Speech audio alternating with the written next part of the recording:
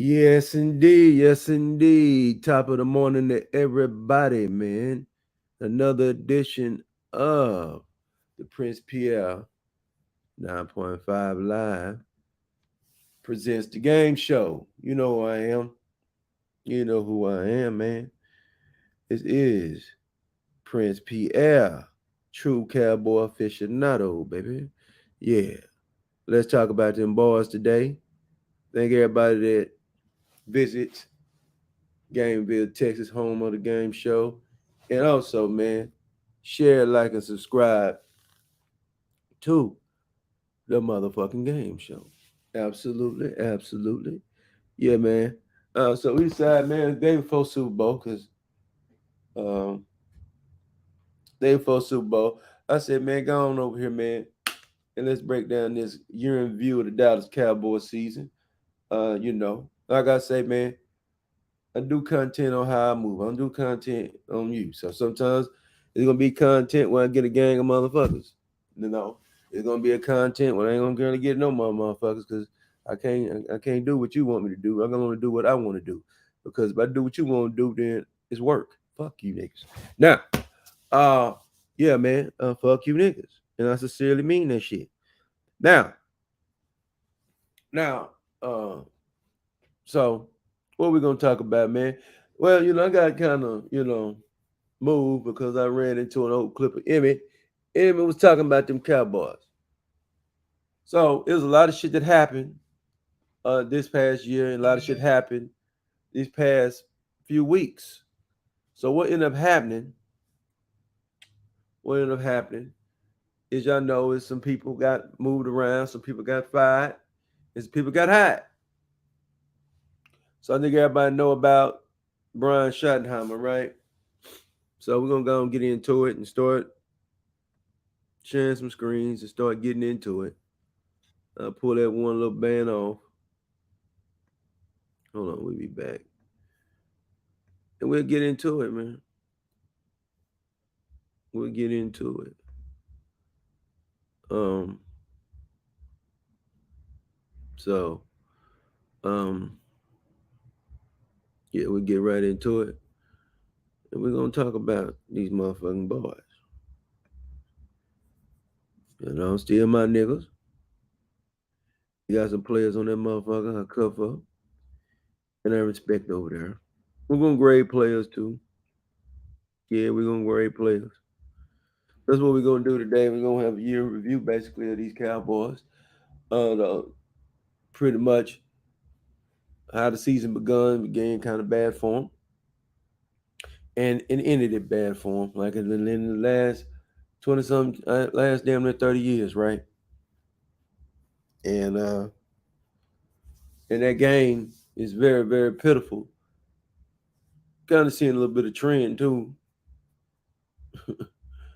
um, Fast few opponents, man. They done Cowboys be right there. They ain't getting blowed out of these playoff games. They just not making enough plays in them. So, and it's all about playmaking. So we're gonna get into it and we're gonna really break it down and we're really gonna talk about it. And we really finna get in depth with the Cowboy today. And this ain't no excuse making, it is what it is because you niggas got your teams. And some of you niggas that be shitting on the Cowboys, you motherfuckers ain't won since the Reagan administration, bruh. Know what I'm saying? So, when crack was running around this motherfucker. So we're gonna have to start getting real, real testy with some of you niggas. There's a few fans that can talk shit. And we're gonna pull up the cap. We're gonna go on and let you know who can talk shit to us and who really can't. You know what I'm saying? So let's get into who can talk shit to the Cowboys, who can't. Because I'm not gonna have a conversation with you about them. Unless you on the schedule, right? So we don't want that. So um, yeah, we'll go to Google. We'll go to NFL right quick, right? NFL teams.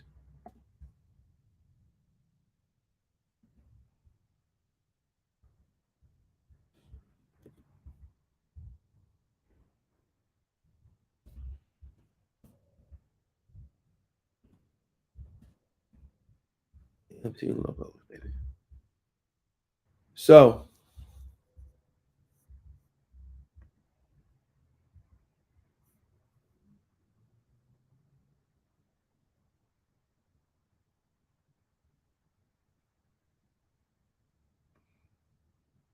and that's all the teams, ain't it? Yeah. So we're gonna get on you niggas. So we're gonna get on into it.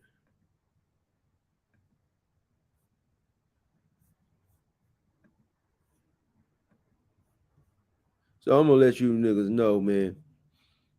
You Cardinals, you can't talk no shit. Mm. You know, when you beat us, you can talk shit. Falcons, you can't talk no shit. You know what I'm saying? Ravens, they can talk shit. Buffalo, can't talk no shit. Because they in the same category and they got a good football team, but they're in the same category as Dallas. They ain't won shit. They ain't been in the Super Bowl in almost 30 years. You know what I'm saying? Carolina Panthers, can't talk no shit. Chicago Bears, can't talk no shit. Cincinnati Bengals, they can't talk no shit. Browns can't talk no shit. Broncos can talk a little shit. Detroit damn show can't. Packers can talk shit. Texans, they can talk shit because they're an in-state rival. Colts, lately they can't talk no shit. So they can't talk no shit. Jacksonville, they can talk a little shit because of what happened this year, but overall they can't talk no shit. Kansas City can talk shit. Chargers can't talk no shit. Rams can talk shit. Miami Dolphins can't talk no shit. Uh, Minnesota Vikings definitely can't talk no shit. Patriots, they can talk shit. Saints, they talk no shit. Giants, they can talk shit because they're the rival. Jets can't talk no shit. Raiders can't talk no shit. Eagles, they can talk shit. Steelers can talk shit. 49ers can talk shit. Motherfucking me. Seahawks, they can't talk no shit. Buccaneers no longer can talk shit. Yeah, your shit talking is done. You no longer talk no shit. Then you got the Tennessee Titans, they can't talk no shit. And the last team they can talk shit is Redskins because they're in the division. So who can all talk shit is basically division rivals and playoff rivals historically. You know what I'm saying? So it looks like it's only 1, 2, 3, 4, 5, 6, 7, 8, 9, and 10. So it's about 10 teams in the NFL that can actually talk shit to the Dallas Cowboys. You know what I'm saying? Probably 11, yeah, and the Patriots is it. There's 11 teams out of 32, out of 31, because you just lose the Cowboys. So 31 teams on 11 teams out of 31 teams. They can really sit around here and really talk down, really talk shit, really try to talk crazy to the Cowboy nation. You understand? Well, we can entertain a motherfucking debate with you niggas. You know? Yeah, well, we could really entertain you niggas. Rest of you motherfuckers, we not gonna entertain your shit talking. So this is what's gonna happen now on. I'm gonna ask who your team is. If you tell me your team is not of the Redskins, of the Eagles, uh, other Steelers, other 49ers, you know what I'm saying? Yeah. Uh, you know, you're not of the Giants, you're not of the Patriots, you're not of even the Rams, yeah, the Chiefs, the Texans, the motherfucking me, Packers, and the Ravens. You understand me? Rest of you motherfuckers can't talk no shit, man. Unless we own your schedule coming up and we playing you. But nigga, we ain't on your schedule. and you running your mouth on these Cowboys, man, you out of bounds. Mm-mm. We know that you hate us, and you hate us with a goddamn passion. You understand? And we love to hate. That's why we mad at Jerry because Jerry is not loving the hate. Uh, you know, Jerry is not embracing the hate, and he's not doing hateful things. It's some teams out here doing hateful things. The goddamn Eagles is doing hateful things. They doing things to make you hate them. You understand? Dallas ain't really doing nothing to make you hate them. Mm. The media would make you hate the Cowboys. Mm. But we part of the media over here, and we're gonna continue to make you hate the Cowboys. You know, so we gonna keep it 100 in the game, right? So I just had to show you niggas that to let you niggas know that you ain't got no reason to be, you niggas outside of the teams that I'm gonna have to pull. You niggas, where does say who ain't loud? You, Cardinals, Falcons, Bills, Panthers, and motherfucking me, Bears, Bengals, Browns, uh, Bengals, Browns, Broncos talk shit. I'm trying to get them. So it's about 12. Detroit, um, the Colts, and the motherfucking Jaguars, and the Chargers, and the Dolphins, and the Vikings, and the Saints, and the Jets, and the Raiders, and the Seahawks, and the Titans. These teams can't and the Buccaneers, because now they back on the list. They can't talk no shit. They can talk about we won Super Bowl since you. You still ain't added up to what we got going on. Still ain't add up to what we got going on. We got to get better, and we gonna get better. So that's what we gonna talk about. So we done with that. We done with that, man. We done with that. Let's stop sharing. We done with that bullshit. So yeah, so we had to show you niggas that all you niggas that's running your mouth on these Cowboys, man, you don't have you don't have the motherfucking pelts on the wall to be even talking about them Cowboys. You don't even have the motherfucking legitimacy, man, to even run your mouth on them. Some of you niggas, it just hates. So we don't even. I'm not gonna even entertain you. You can run your little blip. Who are you? You're gonna be mad at me because I'm gonna ignore you. I'm not gonna have a conversation with you about the Cowboys if you're not a rival, nigga, and you're not a legitimate rival. Now you coming with, yeah, yeah, you gonna have to be a rival, nigga. Make me talk shit. So if you ain't no rival, nigga, we ain't gonna reason me talking shit with you, nigga. Shit, nigga. Hell you talking about? So, yeah, what the hell you niggas talking about, man? So, but now we're gonna get in here, man, and we're gonna goddamn me show some shit. We're gonna show some shit. We're gonna show some shit. So now we finna go over here, man, right?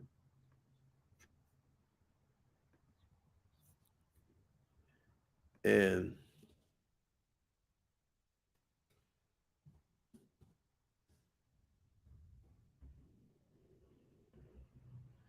they don't care what the NFL is, coach.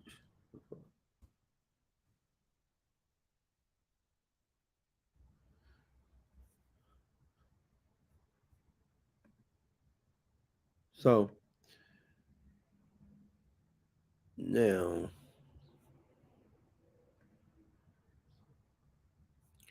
all right. So we got this one clip we're gonna play, and you know what we do over here. We don't show shit. We show it, but we ain't gonna be showing it heads up like that. So see what's up.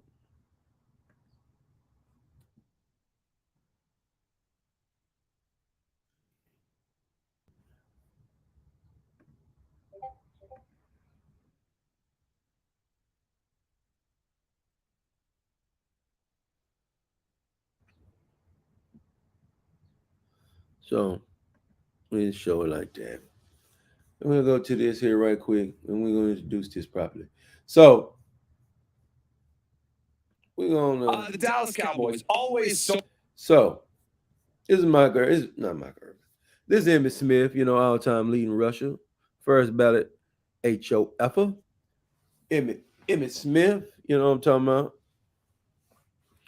All time leading touchdowns, all time leading yards, all time leading carries, you know. So Emmett Smith was a true definition of a bell cow running back. So it is what it is. You can't take nothing away from that man. You can talk about what he had and what he did, but he capitalized and he maximized on what he had and what he did. That's part of greatness. Last time I checked, you capitalize off the greatness around you, which make you great because you capitalize on greatness around you. So Emmitt Smith is going to talk about what the fuck is up and what is the problem with the Dallas Cowboys in his opinion, and what they need to do to get over the hump in his opinion, and he knows. And key to Emmett is he been around. He was around in 96, season 97, 98, 99, all the way to about 2002 when the Dallas Cowboys wasn't getting shit done. So he know about it. So he know about the high times, and he also know about the low times. And the key to Dallas, though, ever since those seasons, since the 2000, 2001, 2002 seasons, Dallas ain't really had no low that bad. They have been competitive every year since then. So I give Jerry that. You know, he put on a roster that can compete. Do they win? Absolutely not. But he puts on them where they can compete and they're marketable and they can compete because they can compete. So he put a competitive market on the field. Now you got to put a last 2 years and them put a winning product on the field. Whether they have accomplished 12 wins in a row, back to back years, now it's time to put a dominant team on the field to be able to do what? Get to this game that's be coming up Sunday in next year. So let's see what Emma got to say. So much scrutiny around the organization. This year was just like every other year. When its expectations are off the chart, everybody's on the hot seat. Is Dak the guy? Is Mike McCarthy the guy? When you sit back and watch what transpired this season, what'd you think?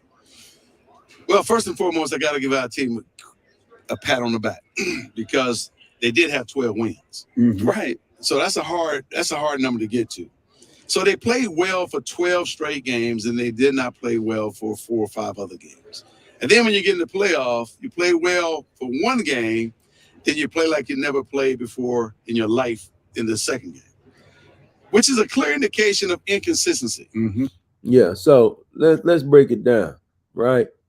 So absolutely, Mike McCarthy has been here for 3 seasons, uh, two consecutive 12-win seasons, something we ain't seen in a long time. So we got the regular season figured out. We got regular season figured out. It can win you the division. It can have you second in the division, right? So we got that figured out. So now what you got to do now is figure how you get over the hump. We're getting into Brian Schottenheimer and the Kellen Moore. I hear a lot of you niggas is co-signing Kellen Moore now because he over there with the Chargers. He ain't going to do shit over there. They're going to complain about his playbook too. Okay? Now, yeah, he going to complain about his playbook also. They're going to complain about him. Somebody was on there talking about, yeah, Schottenheimer is going to difference between Schottenheimer, sir. He's not going to be calling the plays, but guess what he is? He's an asshole. Some Dallas need in it. Some Dallas offense need. They need a motherfucker that's gonna hold people accountable in there. You know what I'm saying? What that means? Okay, Mike McCarthy ain't really a mean motherfucker. Dan Quinn is a motivational guy. So on the defense. So and he got pelts on the wall, and he done called Super Bowl winning defenses before. And it is what it is, right? He done been to Super Bowl as head coach and shit like that in irrelevant years, last 6 years, right? So 16. So he's relevant, right? The Brian Schottenheimer situation, we'll get in that a little later. We're going to have to pull his ass up, and we're going to do some comparison and contrast to a motherfucker. Because I know one thing Brian Schottenheimer believes in. He believes in running the ball down your damn throat. All right? So let's go. Let's go. And he's also coaching some raggedy-ass quarterbacks and make them overachieve, too. Let's go. And that has been the hallmark and the trait of our team for the last, we talk about it, inconsistency, and we also talk about things that get you beat, penalties and turnovers. So there's enough of the issues to go around. Players have to take responsibilities. Coaches have to take on responsibility in terms of how our team not only is built, but how we are prepared to go into the season every year. Right. So yeah. So what's the problem? Is we asking the player to do too much? Perfect example. Let me say this. Dallas is finally going to run the Mike McCarthy system. Dallas is ass backwards, though, because when Mike McCarthy came in 2020, Kellen Moore should have been gone. He had no improvement. He had no pelts on. Well, all you did was help this motherfucker's resume to go get him another job. I'm not really into helping other motherfuckers' resumes and shit. I'm not really padding niggas' stats around this motherfucker. His motherfucking ass should have been fired when the head coach got hired. I believe that a head coach needs to have his own motherfuckers in there, so you can properly judge the coach. Now, we're going to finally properly be able to judge the coach after 1 year. No, sir, it's not going to happen. Guess what? Sean Payton gone, so you stuck with Mike McCarthy. He's the best goddamn option for you for the next 2-3 years. Unless you're going to go and hire a different coach, which I don't think he is. Because guess what? You gave Jason Garrett damn near a decade. So, yes, you gave Jason Garrett damn near a decade. So, I think you can give Mike McCarthy damn near a decade. I'm being honest. So, no, Mike McCarthy is going to be here for a while because Mike McCarthy is going to pretty much do what he needs to do to get it done. All right? To keep him a job. And what he got to do next year? He got to win the division round game. That's what he got to do next year. That's all he got to do. He ain't got to do nothing but just what I call small increment come-ups. Shit, that is what it is. Let's go. What are the expectations is the question I'm going to ask myself if I'm evaluating my team. What are we expecting of ourselves? What are you expecting of yourself as an individual player is the question that one must ask. How are we going to get there? And what are you willing to do for me and for you and your other teammates? All right, if we're willing to do this, are you committed to the mission for as long as it takes? And that mission begins now, during the offseason, with the right mentality and the right mindset. Because every day that you come in, you train, you prepare, you focus for what? What the mission is. And every night you go to sleep, you dream about what it is that you want to achieve within this mission and how you're going to play a role in it. And as a coach, it is my job to make sure that my team is not only mentally focused, emotionally ready, and physically ready. And then we got to give them the game plan that affords you as my athletes to own what it is that you're doing. When you run up. Yeah. So let's go back into the Kellen Moore. So he basically talking about the Kellen Moore situation. Dallas offense, if they didn't run the goddamn football and they weren't effective, let's break this back. Kellen Moore is a guy, a perfect example. He in a perfect situation over there in San Diego. He ain't got established to run. They stars Herbert, so he can throw the ball 40, 50 times a game over there because they got a different level of quarterback. So he can succeed with that guy and let that guy shine. Dallas is different. We're predicated on running football around here and being physical and out physical in motherfuckers. The offensive line and stealing the wheel on motherfuckers. That is the blueprint in Dallas. Jerry has been running Jimmy Johnson blueprint for a long time. He gonna always want. Guess what? He want quarterback, He want receiver, running back, offensive line, pass rusher, corners. That's what Jerry. That's what he go find. Where'd he go? He trades for corners. He trades for wide receivers. He'll goddamn me. He been blessed in getting some quarterbacks that can play. Would it have been great? No, and then you had Aikman. Then you turned around and you got Romo. All right, and then you finally downgraded with Dak because he's the worst out of all three of them. You're gonna always say Aikman's better than Romo because Aikman won championships. Then Romo, then that. We're talking about the Jerry Jones Cowboys. We're not talking about the Roger Staubach. The Tom Landry Cowboys. That's not relevant to this to what we in now. Jerry been on the damn team for damn near what? Almost 40 years. So yeah, he's over 30 years on the football team. So we don't used to be talking about them. We'll talk about what he has ran, right? He in the Hall of Fame. So it is what it is. So that's what they build around. Let him tell you about what happened when he brought in Noah Turner in this bitch. Something. A pass route, I want you to own that damn pass route. When y'all call a play, I want you to own that play. I want you to know that play inside out to where I don't have to tell you what adjustments to make.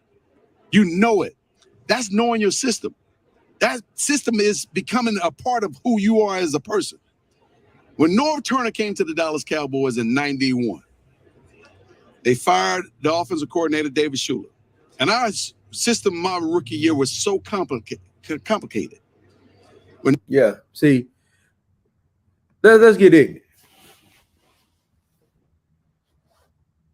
Do anybody in this motherfucker thinking that the Philadelphia Eagles is running a complicated ass system on offense? Absolutely fucking not. They're not running no complicated shit. And hey, it ain't about the high Q of the quarterback and none of that bullshit. It's about simplicity and getting guys to move fucking fast in this motherfucker. That's what it's about. You ain't got time for players to think and running option routes and thinking. That's that Bill Belichick bullshit, man. It is what it is. That's why it only take, you got to have a special quarterback. And guess what Bill Belichick finna do? He finna go get him. He need to go get him a coordinator and simplify that offense and run and simplify that damn offense for a quarterback he has and run the football. And then get back to winning over there in New England. They need to get out of that system. That system needs to be thrown in the trash. That system was a Brady system. It's time to throw it in the trash. And they need to go to a simplistic ass offense, man. Because it's all about trying to maximize your talent. Because it ain't plays, it's players any goddamn way. It ain't, it's players, man. And you goddamn me, he gonna let you know. Shit, I've been preaching for years. These old trigonometry ass motherfucking playbooks ain't winning you shit. It's all about can you maximize, motherfucker? When North came in, this is what he said to me. He said, we ain't gonna have an overly complicated system. This is all that you need to know. Check swing. Check swing? He said, yeah, just check swing. He said, what that means is when you release out the back door or the front door, if your guy ain't coming, check swing. Now, if I want you to run a route, I'm gonna tag you on a route. I'm gonna tell you, H cross or halfback option. Boom. Okay, I'm gonna tag it. Okay, I got it. My blocking assignment is gonna be 1, 2, 3 on the weak side. The wheel backer, the safety, or the corner crash. That's all I need to know on the weak side. And if the lineman get beat, don't let a man go uncovered. You step in, you help. Period. If I'm going out on the strong side, I got 3 or 4 reads. I got the mic, depends on the package, and on the play, on the pass protection, I got the mic, I got the Sam, I got the strong safety, I got the corner crash. Period. I got boom, boom, boom, boom, boom. I already know what my cues are. And after that, nobody comes, guess what I'm gonna do? Check swing. So simplicity is easy. And I can. Simple as that. That's what's wrong in Dallas. Sometimes the blueprint might be set. You might get into it with the coach blueprint set. Still stay with the blueprint. They started running these overcomplicated offense. I'm gonna tell y'all something. Let me tell y'all something, man. 2014, the best year of Romo's career, in my opinion. It was simplicity. That's when they brought in Linehan. Well, before Linehan, yeah, he was in the building, right? And all they did with Dez, if they caught one-on-one on Dez, whatever the fuck Dallas was in, it was automatically album going to Dez Bryant. And Romo would say, "Oh, he'd be 3 routes. He already know what if it's the fade or he gonna run the post. You know what I'm saying? It's either one of those 2 plays. If he gonna play off, it's gonna always be the slant.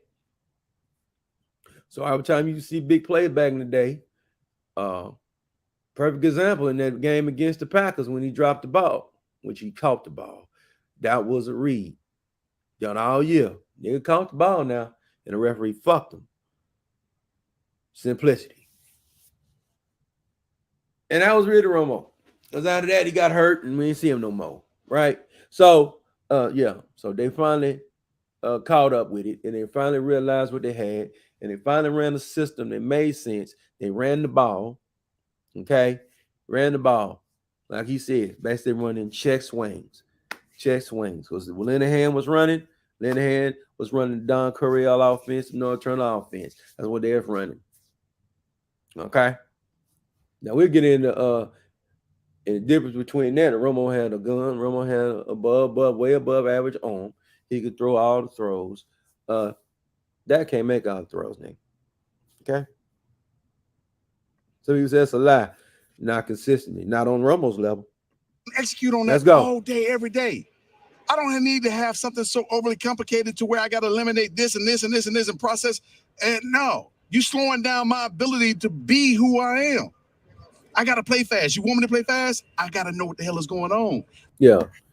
Perfect example of another game would be in the game. If they was running simplistic offense. Game against the Packers. That interception that Dak threw when motherfucking CeeDee Lamb ran the skinny post, but he was supposed to run it in. Well, CeeDee Lamb actually read the play. Had a debate with niggas. Because when you're running your route, all he doing is he running his route in the peripheral. He see the goddamn guy squat down, he know to keep going. If he see the guy fade back, he know to cut in. Well, guess what? Most likely, if it's a regular simplistic offense, he's going to run that fucking skinny post regardless because you're going to clear that motherfucking linebacker out so the underneath guy can come under. You're going to have one man doing something to clear out for the other man, except trying to do what Kellen Moore want to do. He want one man to do 2 things. Fuck that. One man do one thing to set up another man. That's football. That's simplistic. So that means your route combinations has got to be dope. You know, route combinations is terrible, man, because you can tell when route combinations are terrible. I watched some goddamn film. I would like to show it to you of another motherfucking show, but I'm afraid to show it to you. I might get pimped on, might get smashed on. When he was just showing every goddamn route that they was running against them some bitches over there in San Francisco. San Francisco knew everything what Dallas was doing. Because everything was trying to run, because the route combinations was terrible. Wasn't no spacing. They weren't getting it done. But then we're going to let this man talk a little bit more. The first ballot HOF, all-time leading rusher, 3-time Super Bowl champion, Emmitt Smith. I don't need to be guessing. And so I would dial some things back, get our guys focused on that, and execute at a level to where you do it so well, you can't get it wrong. I hope that's what we see. Mike McCarthy's going to take over the play calling duties. So thought about putting on the headset and Yes, I have. I'm ready to go. Yeah, so he basically done with that. He's going to talk about something else. We don't need to hear that. What I wanted to talk about is pretty much what's wrong with the Dallas Cowboy offense. So, because that's what lost us the game, wasn't the defense. You know, the defense made some plays in that game, absolutely, but they didn't lose us the game. Somebody tell me, yeah, we're gonna shut them down. The field goals, 1 touchdown. We buying that shit.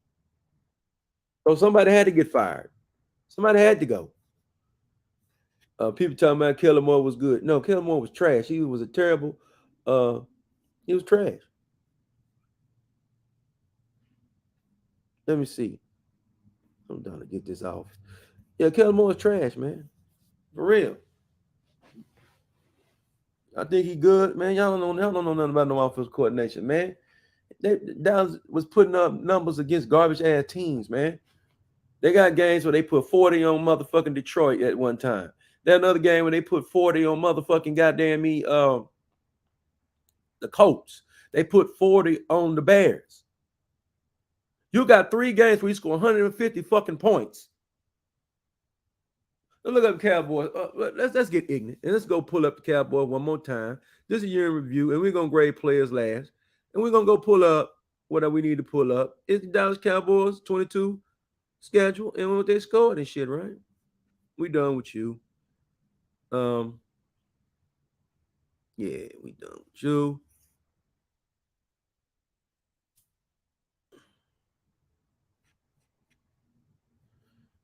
I know where to go. Fuck that. Pro Football Focus, we move around. So, Pro Football Reference. All right, let's get to it. All right. Dallas, 12-5 record. So, all right, 12-5 record. There you go. So you see Dallas, 3 points, 20, 20, 20, 25, 22, 17, right? All right, so here's where the points came, right? They had the top 7. Because where they ranked Dallas on offense, they ranked Dallas as top 4 scoring offense, right? So here's the games right quick. Now you see that they only scored 3 against Tampa Bay. They only scored 20 against goddamn me, you know what I'm saying? So they average, decent. You can win with that. Then you lose on the score 17. Then this where the big bucks comes in, right? 49 against a terrible motherfucking football team, right? Chicago Bears had a number 1 overall fucking pick. Next game, they lost. That's the game I talked about where they had opportunity to win that game. And if they ran a simplistic ass offense and they weren't trying to do these option routes and double moves and option routes, the double moves are good, but option routes, not trying to run option routes, they'd have won that game. But they lost. They only scored 28. Average game, right? Here's another game, 40. Everybody know Minnesota's overrated, right? Come here, Indianapolis Colts. Indianapolis Colts, right? 54 goddamn points on them. They're terrible, right?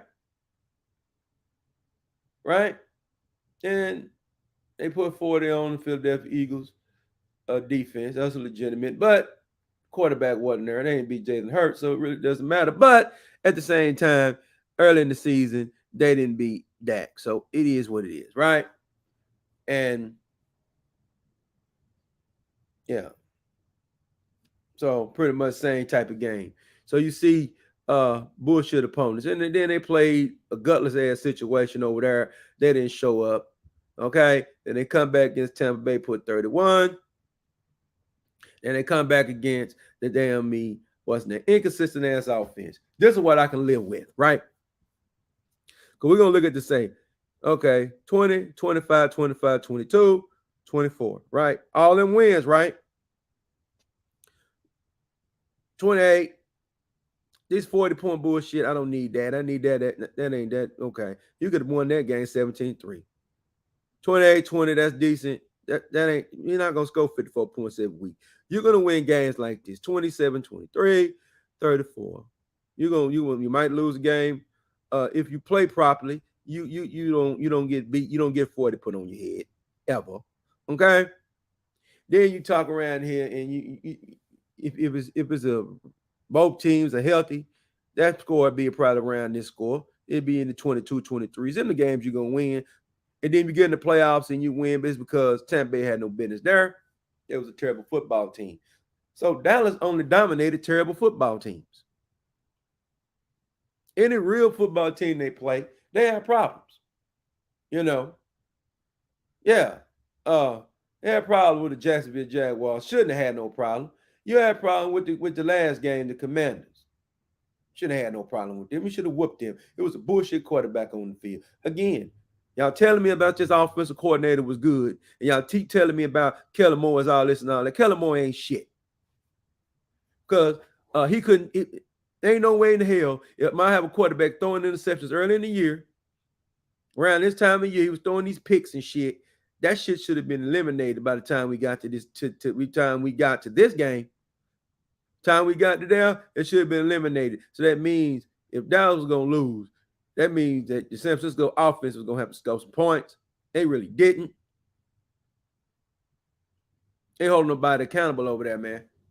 You know, they let motherfuckers get in there. And sometimes you got head coaches, they let motherfuckers hang themselves. You knew Kellen Moore finna move around. You let him hang himself.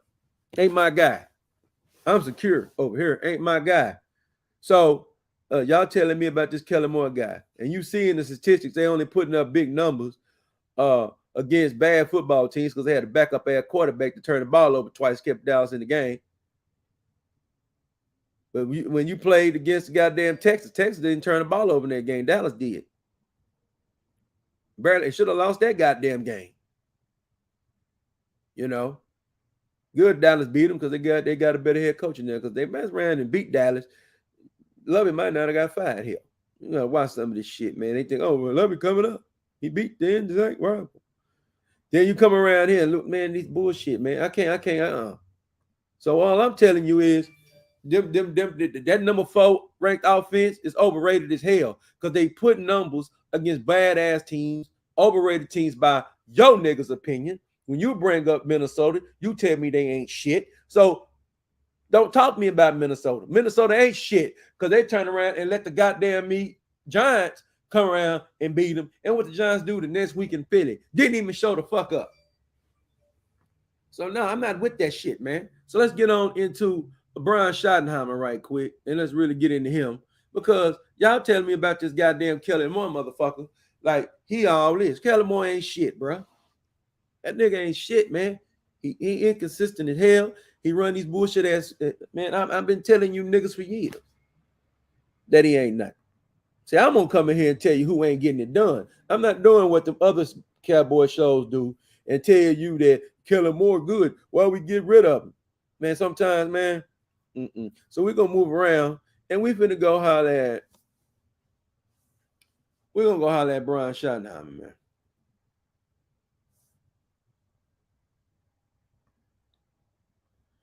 Right? Brian Schottenheimer, right? Let's go look him up. Look him up, right? Wikipedia, the son of the late Marty Schottenheimer, who died in 2020. So, yeah, Brian Cornelius Schottenheimer. So, Brian Schottenheimer, his first job was in 97. Okay. All right, before he was an assistant. Then he went to Kansas City. So we don't care about that. We only care about the offensive coordinator positions, right? So his first offensive coordinating position. Hold on. Because he had it with the Jets. Yeah. It was with the Jets in 06 to 2011, right? So 06 to 2011. So we'll go back to the 06 and 2011. 06 and 2011 Jets, right? And then he also became offensive coordinator for the 12 and 14 St. Louis Rams. And then his last stint as coordinator was with the Seahawks, right? So with the Seahawks. What that mean? Okay, we're going to see what his offense is looking like. But we're going to also judge by the talent level on that goddamn offense and ask who was a fucking quarterback on that goddamn offense too. We ain't gonna do like some of these motherfuckers do. Well, he didn't do better than Kellen Moore. Man, you better see what he had at quarterback. I think he had goddamn me Mark Sanchez at quarterback when he's with the Jets. Yeah, you lying to me. So let's go. And he was also the offensive coordinator with Schottenheimer over there. He was offensive, so he stayed on offensive coordinator with Eric Mangini and Rex Ryan, right? So let's look him up and see what he did with them sons of bitches. So we'll go back to what? Pro Football Reference. Pro Football Reference, right? And I might be able to pull up Schottenheimer through that shit. So let me see if we can pull him up.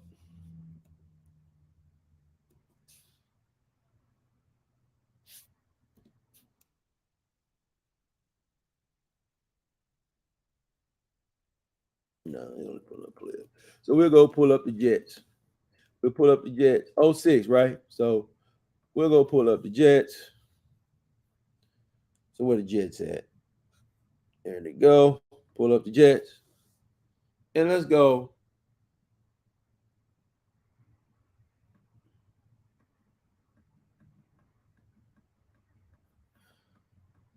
I'll let you just let me see what you did in 06. So we'll come back. Real simple. 06, right? Brian Schottenheimer, right? So more info. So you see a Brian Schottenheimer, right? Eric Mangini. They went 10-6. They expected to go was to win 8 games that year. So they achieved. All right. They lost in the wild card game to the New England Patriots. Got their ass handed to them. The offensive scheme is Eric Coryell. So we still okay. So that's what Schottenheimer come from, Eric Coryell. So let's run the Eric Coryell system now. Yeah, so now let's see what the rankings is. Offensive ranking of points force was 18. So they averaged 18. They was 18th in the league. But they had the number 6 defense in the league. Okay? Now we can probably get a little more ranking on that and a little more in-depth look. So on offense. So yeah, so he didn't have a goddamn, and all I care about is points scored. I don't give a fuck about yards. So he had a middle of a pack offense, and they lost in the wild card round. All right. Well, who was the quarterback though? Who was the goddamn quarterback? Huh? Now it's time to get the personnel, motherfucker. We ain't got time to be playing. Chad Pennington. That noodle arm motherfucker. That noodle arm motherfucker. Chad Pennington got a noodle arm, bro. Get the fuck out of here, man. So he had a die. You're gonna struggle, man. Who else he had over there? He had LaShawn Washington, Lavernius Coles, Cotry, Justin McCarron, Chris Baker. Now the offensive line was hitting though, because they had the Brickashaw Ferguson, Hill, Nick Mango. Yeah, they had offensive line, bro. So it looked like, yeah, offensive lineman. And he had 2 rookies on the line too. He had Nick Mango and the Brickashaw Ferguson. I ain't making no excuses for him. But look at the quarterback, nigga. And look at these wide receivers. Lavernius Coles is an average wide receiver, but he caught 91 balls. Laverne 82 balls. Well, look at the yards, man. The yards ain't shit. 91 catches, only 1,000 yards. Man, y'all 3, man, dinking and dunking. Look at that, man. Dinking and dunking quarterbacking. Captain check down. No explosion on that offense at all. So you're going to grade a coordinator that's working with carnival trash. Only had was a line. These damn wide receivers ain't no hell of a niggas. Man, y'all go to quit lying to me, man. That's why I say I don't do what these bitch ass niggas be doing, man, with this cowboy talk. I'm gonna go break it down. Look up the history of this coordinator. Cause we already know what Kellen Moore done. So it look like he can make, yeah, let's go. So we'll go back to reference. And we're gonna move on up, right? Because we got the 2016, right? Next season. It's the 27, it's the 07, right? Eric Mangini. Oh my Lord, they were terrible. Oh my Lord, they were terrible. Ooh, wait. They had the 25th ranked offense. Oh, they went down. But guess what? What happened in 07? What happened? Was it injuries? And I think Chad Pendleton got hurt. I really do. So we're gonna find out who all played, nigga.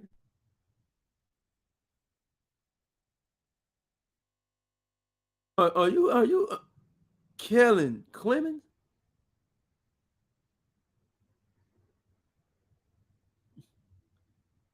Somebody else had to play quarterback that year. Who made that decision? Kellen Clemens. This motherfucker here wasn't even 50%. This motherfucker threw 10 interceptions. Then they had Thomas. He had 1,100 yards, 1 TD. Then they had Laverne Coles. And somebody got 5 for this. Somebody got 5. Yeah, boy, this was terrible. This was some terrible shit. Okay, we're going to have to cut some. I ain't going to cut them no slack. But they went from 25th, 18. Quarterback went down. Laverne Coles didn't do nothing. Jericho Cotchery didn't do anything. Brad Smith, a fucking bum. That's when that quarterback out of Missouri. Yeah, they making bad decisions in the front office, man. Look at this bullshit. And again, all they had was that offensive line. But let's keep it moving, man. This is terrible. Look at these quarterbacks. Chad Pendleton. Come on, man. Y'all be judging these coordinators out bullshit, bro. That's why Kellen Moore got his ass fired, bro. Now, hold on. Let's look at that. He got Brett Favre this year. And what the offense at now? He got Brett Favre. He went from 9 overall in points, 25 points a game. Yeah. So 25 points a game. And he had Brett Favre. So look what he had. He had Brett Favre and he had Thomas Jones. Thomas Jones ran for 1,300, 13 touchdowns and 2 receiving touchdowns. He had Brett Favre with his interception throwing at 22 touchdowns, 22 interceptions. Then he had Tony Richardson. And he had Coles and he had Cotchery. Still ain't do nothing at the goddamn wide receiver position. And they still had the offense coordinators, man. These all made Pro Bowls. Brett Favre made the Pro Bowl, bro. Goddamn Nick Mango and had Alan Faneca. So they even got better on the offensive line. Yeah. They even got better on the offensive line. And he had the 9th ranked offense. So that means, even though we got that interception throwing Dak, that means Brian Schottenheimer can have a top 10 offense. So I don't know what you bitch ass niggas talking about over there in Cowboy Land, Jack. You bitch ass niggas don't know no football, man. I'm keep telling you, man, you niggas don't know football, man. Y'all niggas don't go in depth like the game show hosts do. That's why I am the true cowboy aficionado. Stupid motherfuckers. You niggas don't know anything about what's really going on. Let's go. 2009. Guess who got hired then? Because Eric Mangini get fired after that shit. The Rex Ryan era begins. So now they lose Brett Favre. Now they go down to 17th offense. But guess who the motherfucking quarterback was? Dirty Sanchez. Yeah, right. That's right. Dirty Sanchez. You niggas telling me that Mark Sanchez is a quarterback? No, he was not. I first guessed that shit. So that motherfucker was a bum. Now you sit up, yeah, he was a bum. So, because he threw 20 interceptions. Brian Schottenheimer showed like to have interception throwing niggas around town. He had noodle arm quarterbacks, and he had noodle arms in three consecutive interception throwing motherfuckers. Mm-hmm. Then he had Thomas Jones and shit. He had 1,400 yards and shit. And they made it to the end, and I think y'all know what they did, because they made it to the AFC Championship. They made it to the AFC Championship game under them. So they had your boy over there, Darrell Reeves, HOF, right? You niggas lying to me, man. You niggas lying to me about this bullshit. I don't think you can take average quarterbacks and have number one offenses. Oh, my bad. My bad. So it looked like Schottenheimer and did with these bums. Let's moving. 12. Next year, he improved the offense. They had 13th ranked offense. 13th. Mark Sanchez again. 13 interceptions. His interception went from down, they went down. 17 touchdowns. They had LaDainian Tomlinson this time. They make it back to the, they make it back to the AFC Championship game. Then they added Braylon Edwards, and San Antonio Holmes. So they had, a couple of wide receivers, and then we'll go to the rest of the roster. And they still had bitch-ass Cannon Clemens on the field. Then they had receiver Clowney. They had another receiver in Jericho Cotry. And, they had Antonio Cromartie, but we're not talking about them.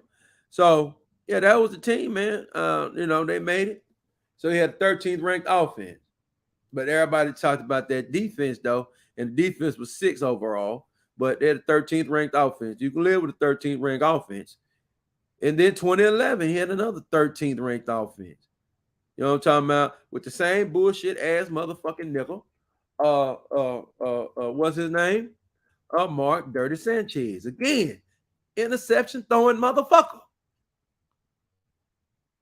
Which kills the damn offense. So if this motherfucker quit throwing interceptions and he was down to only 10, that might have moved the goddamn point total up to probably 2 or 3 more points and have a top 10 offense. These interception throwing quarterbacks. He inherits interception throwing quarterbacks, though. And I think that's it of Schottenheimer there. Yeah, they moved on from him. They moved on from him. I don't know why. That wasn't a smart decision. That wasn't a smart decision. Look like that was a terrible decision. You should have kept motherfucking Schottenheimer, motherfucker. So what was Martin Schottenheimer's next job? Oh, my bad. It was the Rams. So we'll see what he did with the Rams, goddammit. So we go to the Rams, right? Where the Rams at? Ram. Where you at, Rams? Ram. Well, they was the St. Louis Rams at the time. So we'll go back to 2012, right? 2012 on this motherfucker. Brian Schottenheimer, he had a 25th ranked offense. But who in the fuck was his quarterback? Hold on, we got to hit it up. My bad. Who was the goddamn quarterback, though? Quarterback, please. Because it all matters. It's a quarterback. Are you kidding me? Sam Bradford. Now, he has some offense. So, hold on. Let me see who all they had. They had Steven Jackson. Wide receivers was not to be desired. And okay. Boy.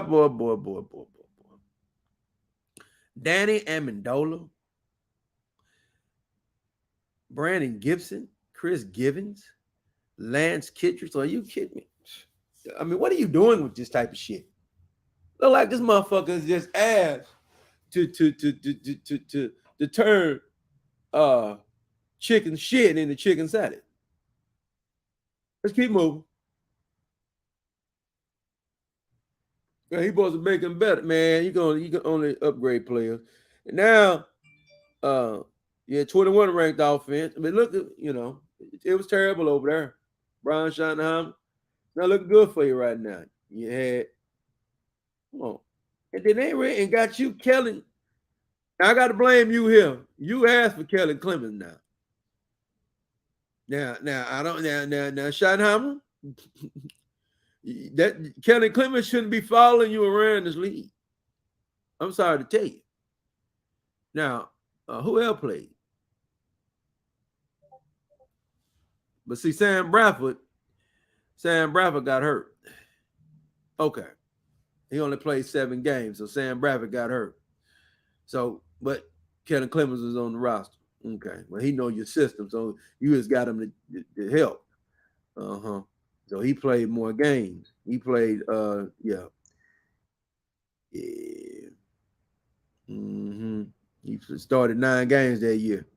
So we're seeing what's going on. So that wasn't your plan, but again, 21 ranked offense, terrible. He was on there 1 more year. And that was last year, Jeff Fisher. So he had 21. Now Jeff Fisher went out of LA 1 year. So yeah, 21 ranked offense again. Who you have at quarterback? You had a nigga named Austin Davis, but he only started 8 games. So who was the goddamn starter at quarterback?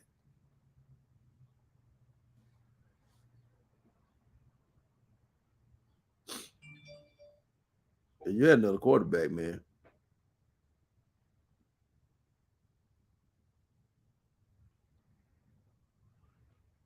You ain't see who they had. Kenny Britt. I remember that bum. I can't see the goddamn quarterback though. Who was the damn opening day quarterback for him? They're going to give me the quarterback room, Jack. Let's see who I was in there. Sean Hill. There you go. There's Sean Hill. I remember that shit. Oh my Lord. Well, Schottenheimer, boy, you've been having some terrible quarterbacks, bro. I mean, you've been having some terrible quarterbacks. And that was Eddie you in there. They got rid of you. They hired him Rap Boris. So the last one we know you was with was who was the team? Was the Seattle Sea Chicken. So you went to the Seahawks, right? So back, because he was the offensive coordinator in 2018. So yeah, he let me see. Brian Schottenheimer, 2018. So now we know who Brian Schottenheimer had then. He had Russell motherfucking Wilson. So he had the 6th ranked offense with Russell Wilson. Okay? So we didn't got to worry about that because we know what that was, right? 6th ranked offense averaged 26 points a game. That's right what Dallas had, right? Last year there looked like motherfucker he had because they lost to the Cowboys in the wild card round. I was there at that game in 2018. Then you turn around in that bitch, they went 11-5. They went 9. They was 9th in offense in 2019, Brian Schottenheimer. Then they turned around in 2020. They were 8th in offense. So why did he get fired?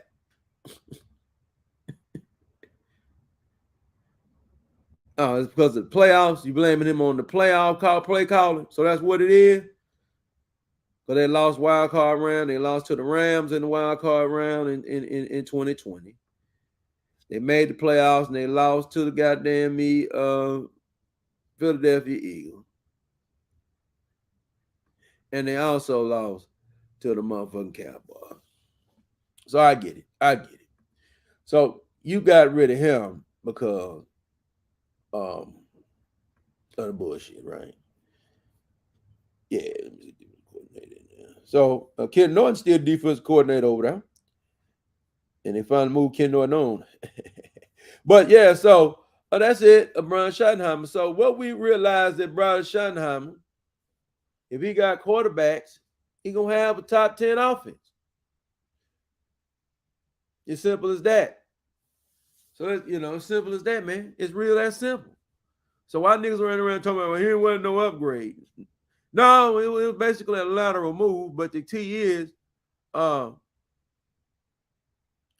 with Schottenheimer. We'll stop it. The key is with Schottenheimer is that it is what it is, man. He don't run the key to that offense. Whatever it's called is gonna be rent.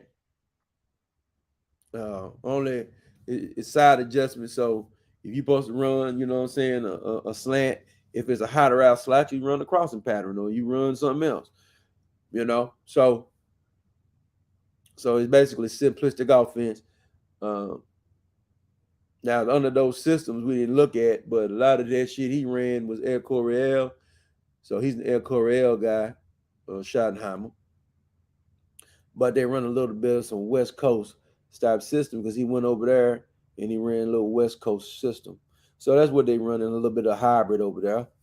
And that's what they're going to do over there in Dallas. So now we're going to go grade players and we're going to get up out of here. So we're going to go pull up the roster. We're going to go grade the players right quick, man. We ain't playing with these niggas. So we go back and we finna grade the Dallas Cowboys. Players is concerned. So let's go to Dallas and we see what it is. All right. So we go to rosters.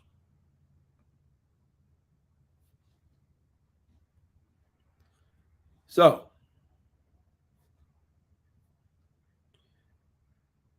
what the fuck is that guy going on there? What year are we in? So current roster.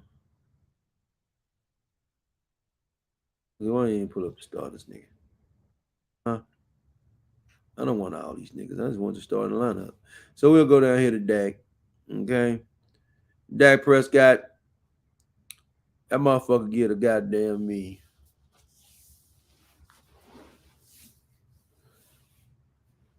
He get a C minus. He get a C minus. Ain't gonna give him an F because Dallas was able to win games. So he get a C minus for his performance this year.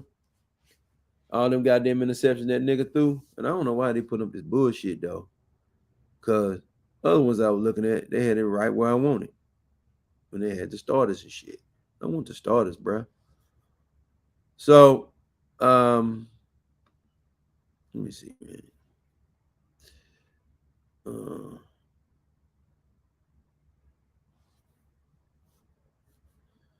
So yeah, they tripping.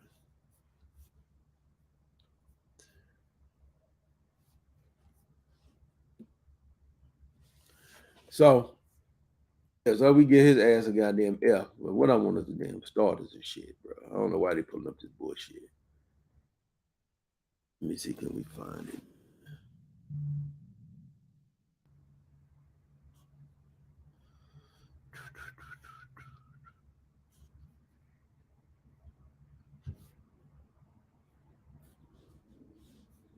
Let me see what it's like.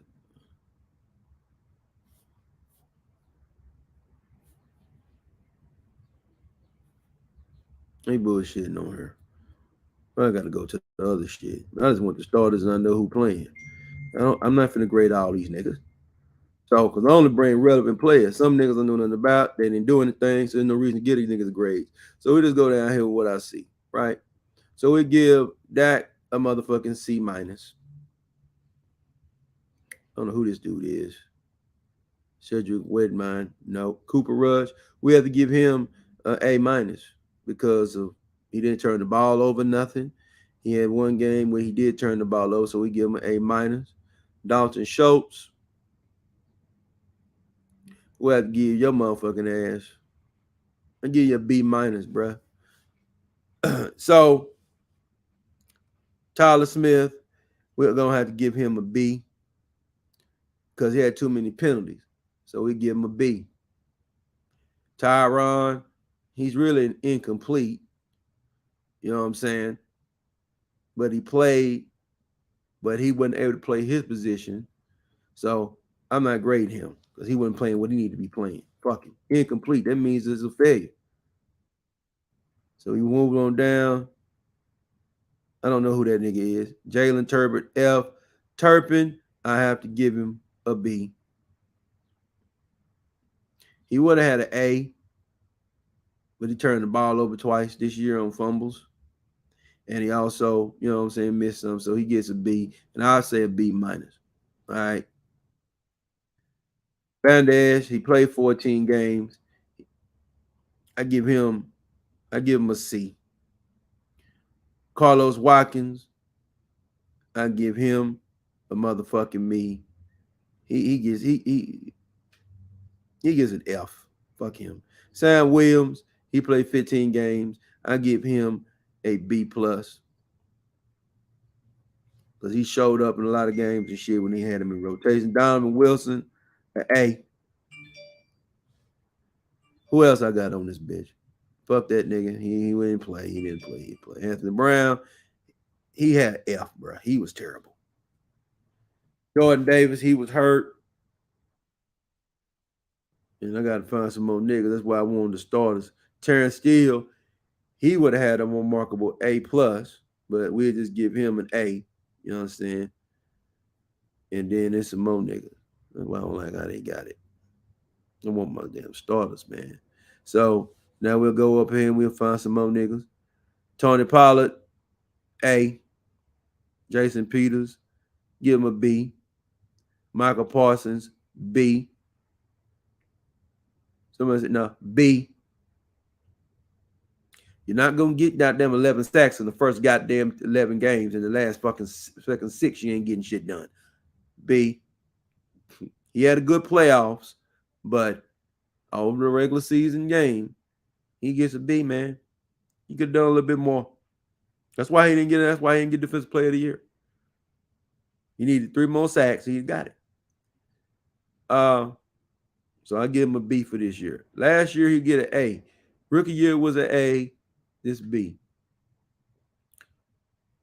Osa, get that motherfucker. I really didn't see him do too much, so I give him a B. I give him a C. He, you know, who the fuck is you? You didn't play, bro. You didn't play. Connor McGovern. Now that guy came in a little bit to do some shit. So I give him. I don't really like him, but on the grade I give him. I give him a C. He was average. Zach Martin,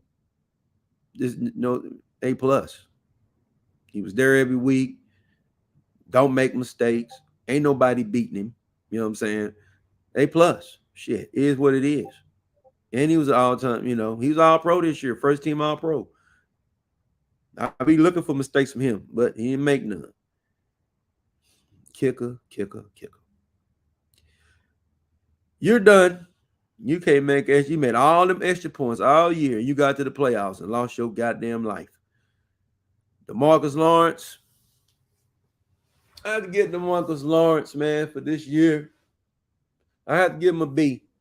He can't get no A because there's a lot of games he didn't show up in. So, but I give him a B.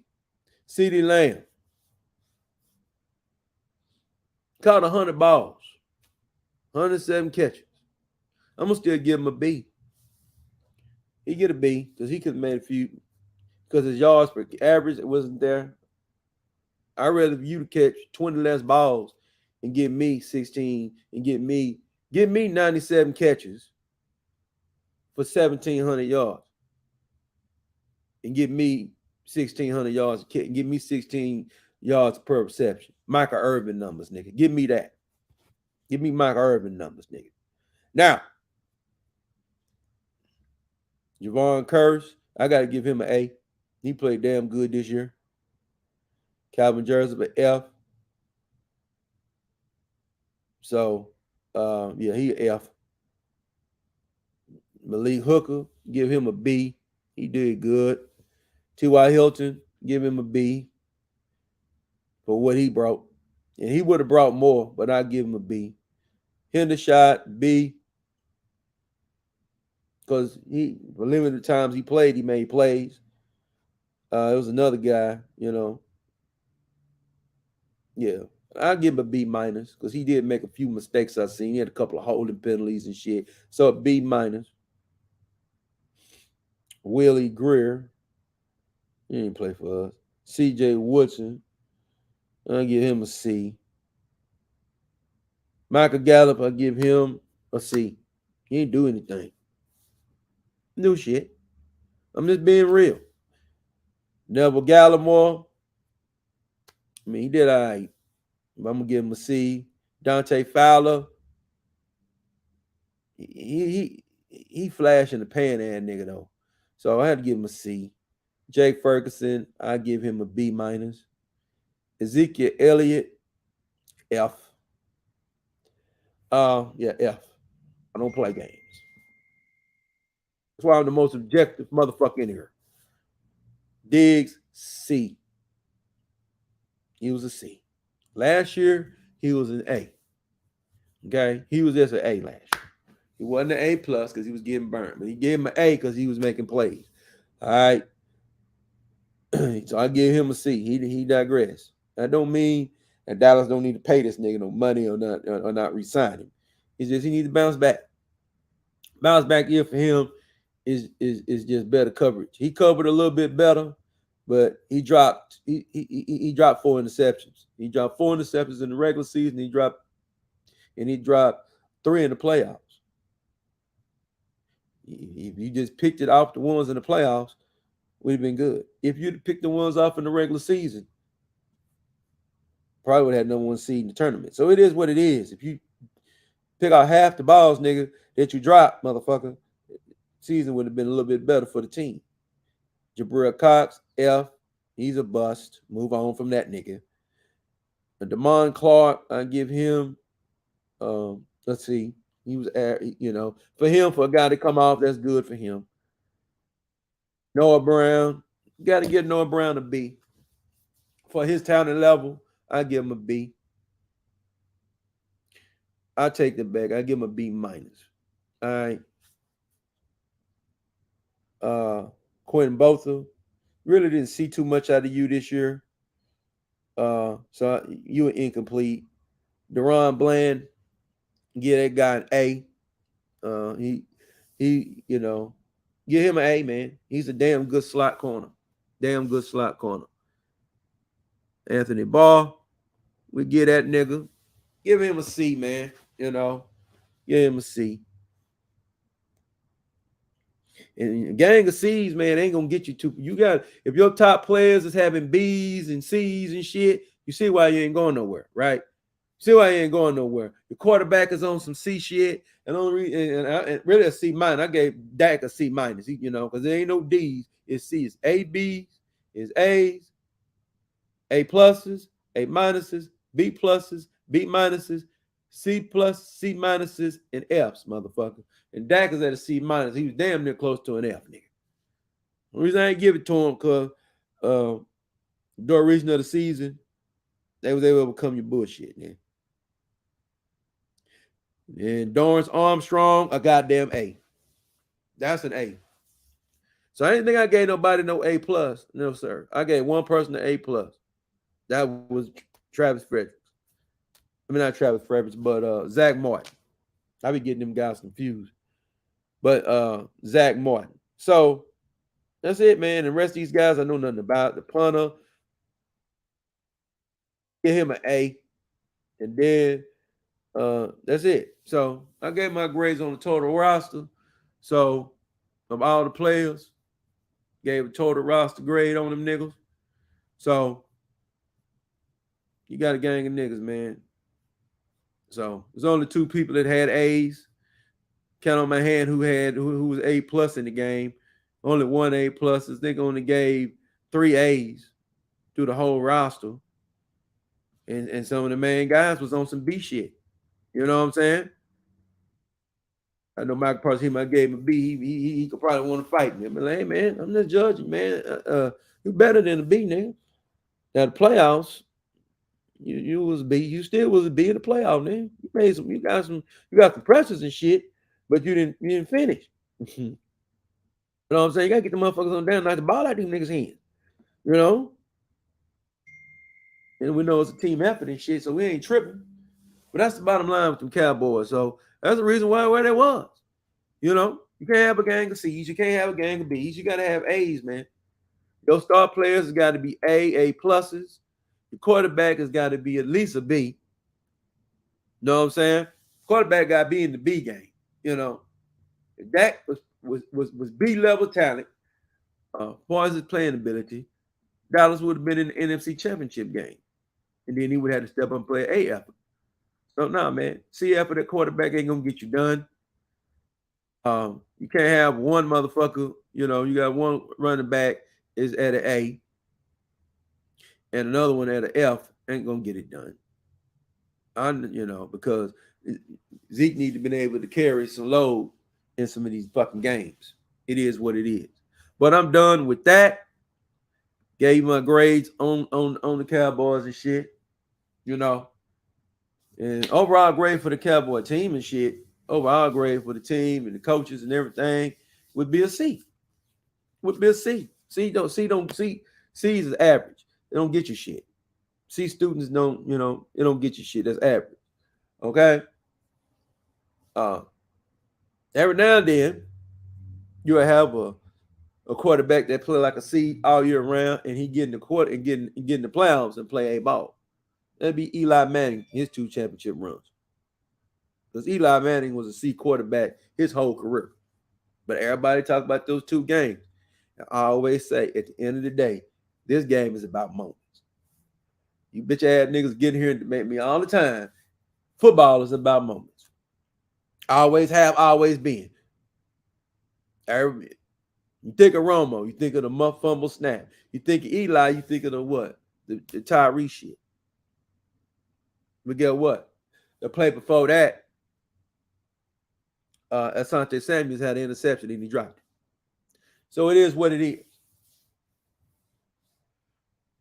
It's how it goes in this moment. You know. When you think another moment for Cincinnati. What was Cincinnati's moment last week? Pushing that motherfucker out of bounds. He don't push him out of bounds and kick a 60-yard field goal. They make it anyway. They'll find something else to blame. But they ain't talking about that guy pushed out of bounds. So, yeah, that's a big moment. When Buffalo played. So I don't know. And then sometimes you can lose a game real bad. It ain't a moment. What was the moment in the Dallas game?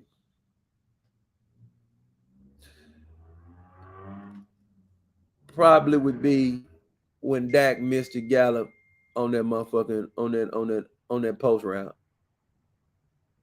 That was the big throw. But he made some other bad plays. It make it worse. But when you think of quarterbacks and if you think of Joe Montana, you think of the catch.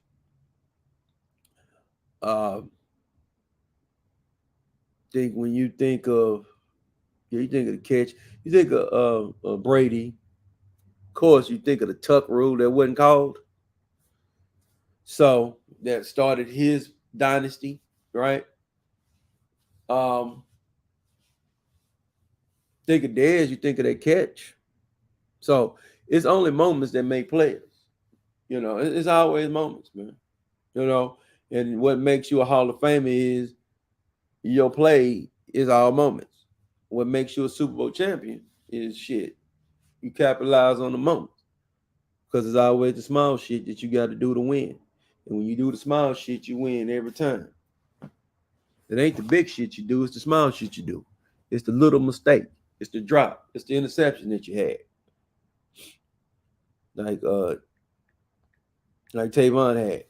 He had an interception in the red zone. He dropped it. You know what I'm saying? Catch that motherfucker. You notified them the points, and then you could have notified them. So that's why the grades matter, because the grades let you know if you're not an A1 guy, you ain't playing on no A. If you're a C guy, that's what C guys do. They drop interceptions. Yeah, that's what C guys do. B guys, they can get back there, but they can't get the sack.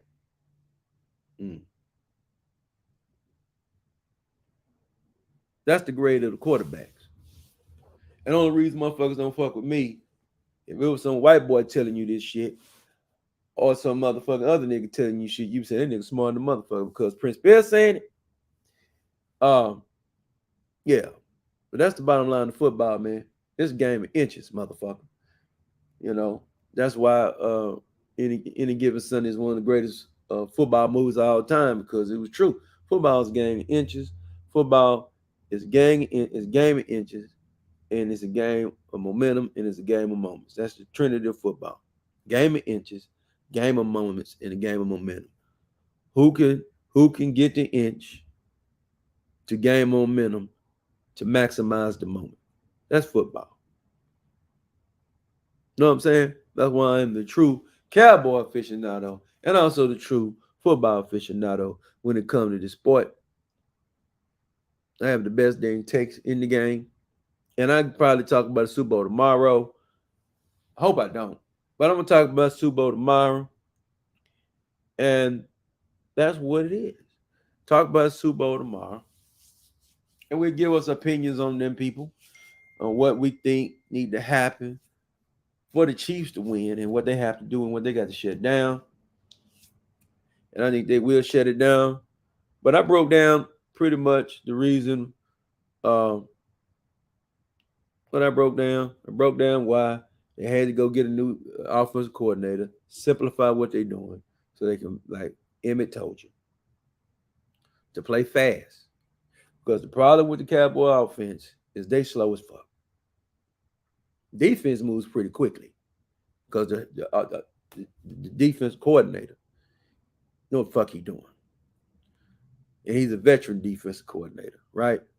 So they said we got to get us a veteran offensive coordinator. But what's his name's calling the plays? Mike McCarthy be calling the plays. So you got your seasoned coordinator that can run a room. He done ran a lot of rooms. Okay? He ran rooms in 3 different organizations. So he can coach, right? And he had some, if he had a decent quarterback, decent playing quarterback at the time, he would have a top 13 offense. You know, to be honest with you. So, and you can win, you know. And now it's just time for improvements on this roster. They need to improve on defense. Let's go on defense first. They need to improve at defensive end, at defensive line. They got to get a big motherfucker. Now, it is a free agent out there from Tampa Bay. Dallas, he just signed it. I forgot his name, but he's a D tackle. They need to sign that motherfucker. They need to sign that big Samoan motherfucker. That's who they need to pay.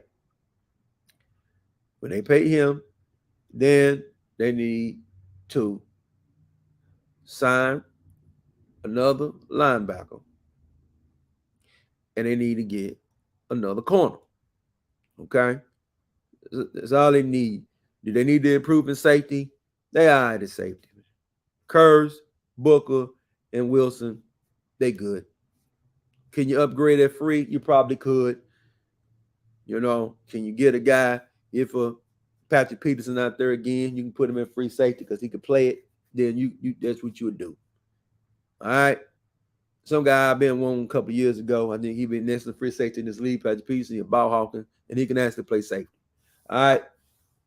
Because he can tackle. So they'd be all right over there. Offense. What they need to do. Well, the offensive line is a little bit in shambles right now because of the Steele injury. If Steele don't get hurt, offensive line would be complete. But they're going to have to address the offensive line again. They're going to have to draft another lineman. And I think that's what they would do with their first pick in the draft, draft another offensive lineman. Okay? That's what they need to do. All right?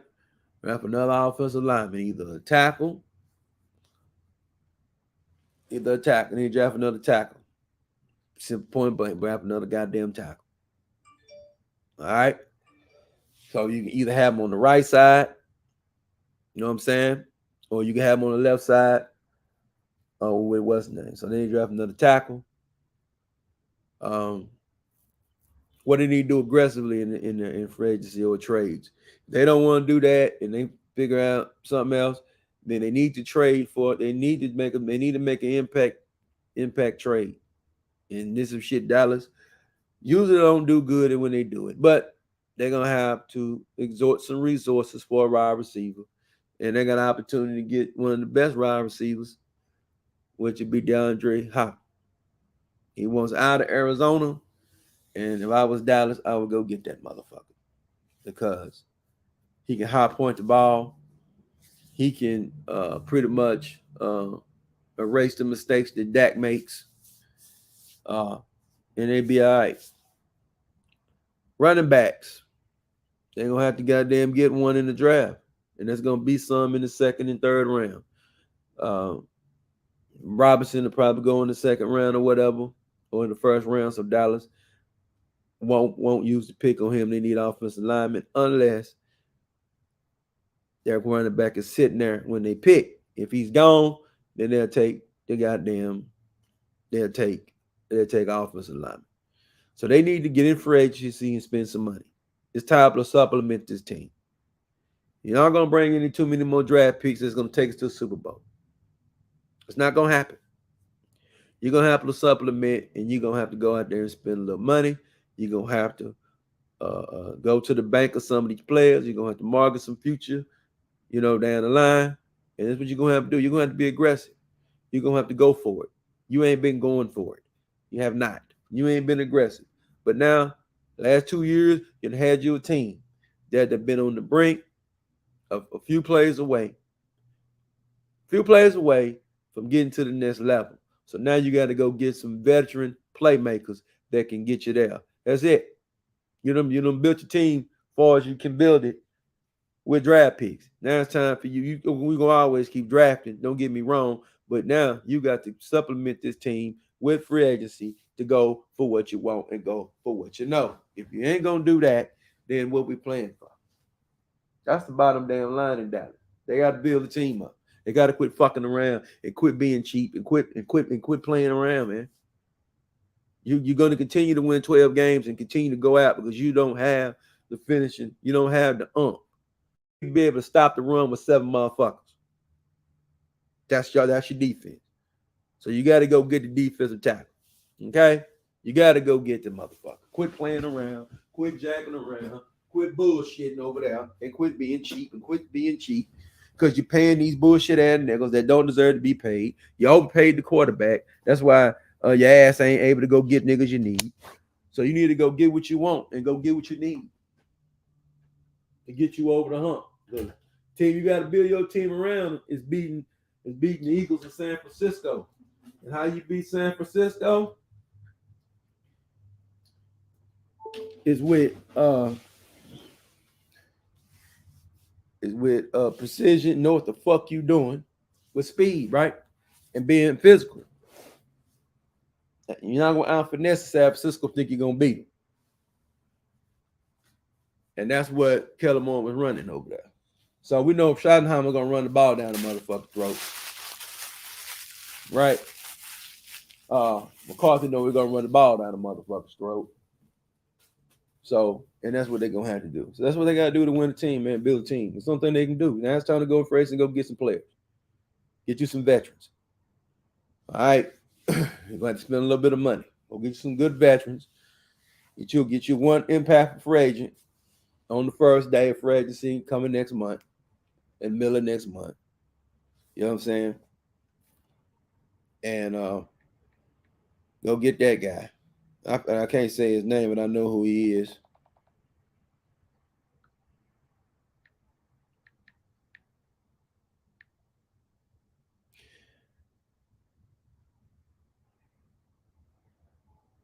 See what he is.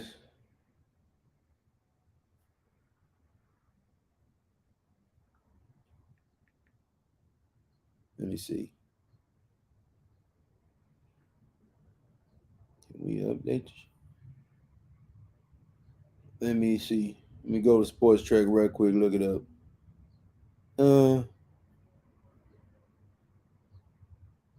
Tom Brady, he's retired, so he don't count.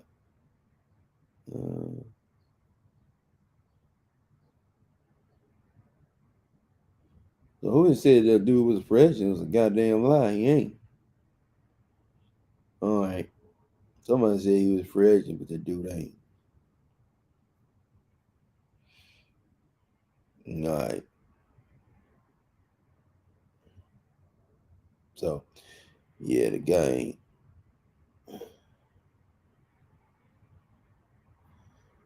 So, yeah, that guy ain't. If he was, that's who I'll go get. That motherfucker stop the run. That motherfucker stop the run. You pull it up before I get out of here, man. So, look up the free agents and shit, who they need to sign, and I'm out of here. Yes, sir. Let's see where it is. I don't want that. Get the fuck out of here. So,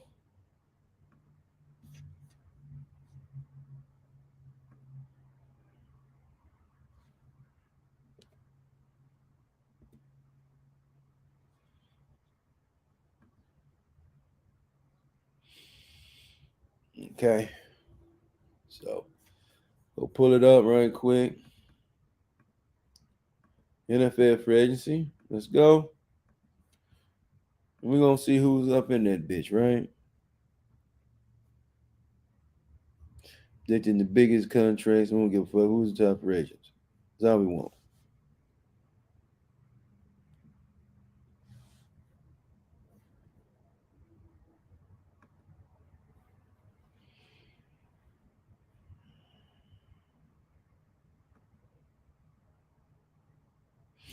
All right, so.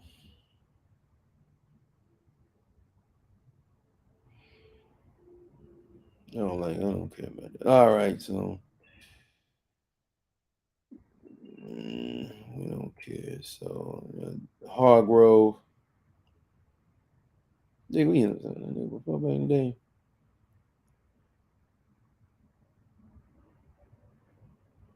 3 year, $55 million, $18 million a year for him. Jesse Bates third. Cincinnati. Tampa Bay's Dean, don't want him. David. Nobody wants that guy. Orlando Brown Jr. He's gonna get resigned.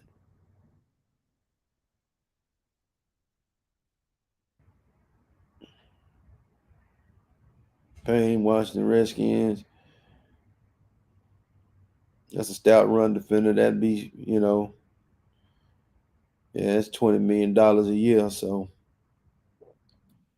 looking at it, but that's the kind of guy Dallas need in the middle of their defense. A guy that can stop the run, but they don't want to pay $20 million for it. That's too much. And Saquon Barkley. Yeah, Bradbury. Jawan Taylor.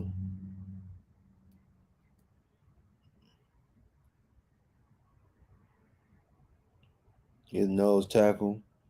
That would be something Dallas might be looking into, that kind of guy. He's a nose tackle. They trying to project him with the Giants. But he started with the Giants.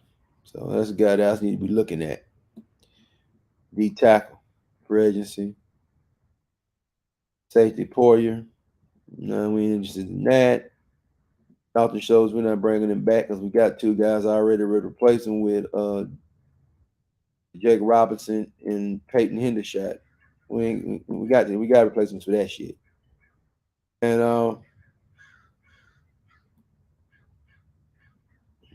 another interior defensive lineman, he interior pass rusher. We ain't looking for the interior pass rusher. We're looking for defensive tackle. None of these safeties is doing it for me.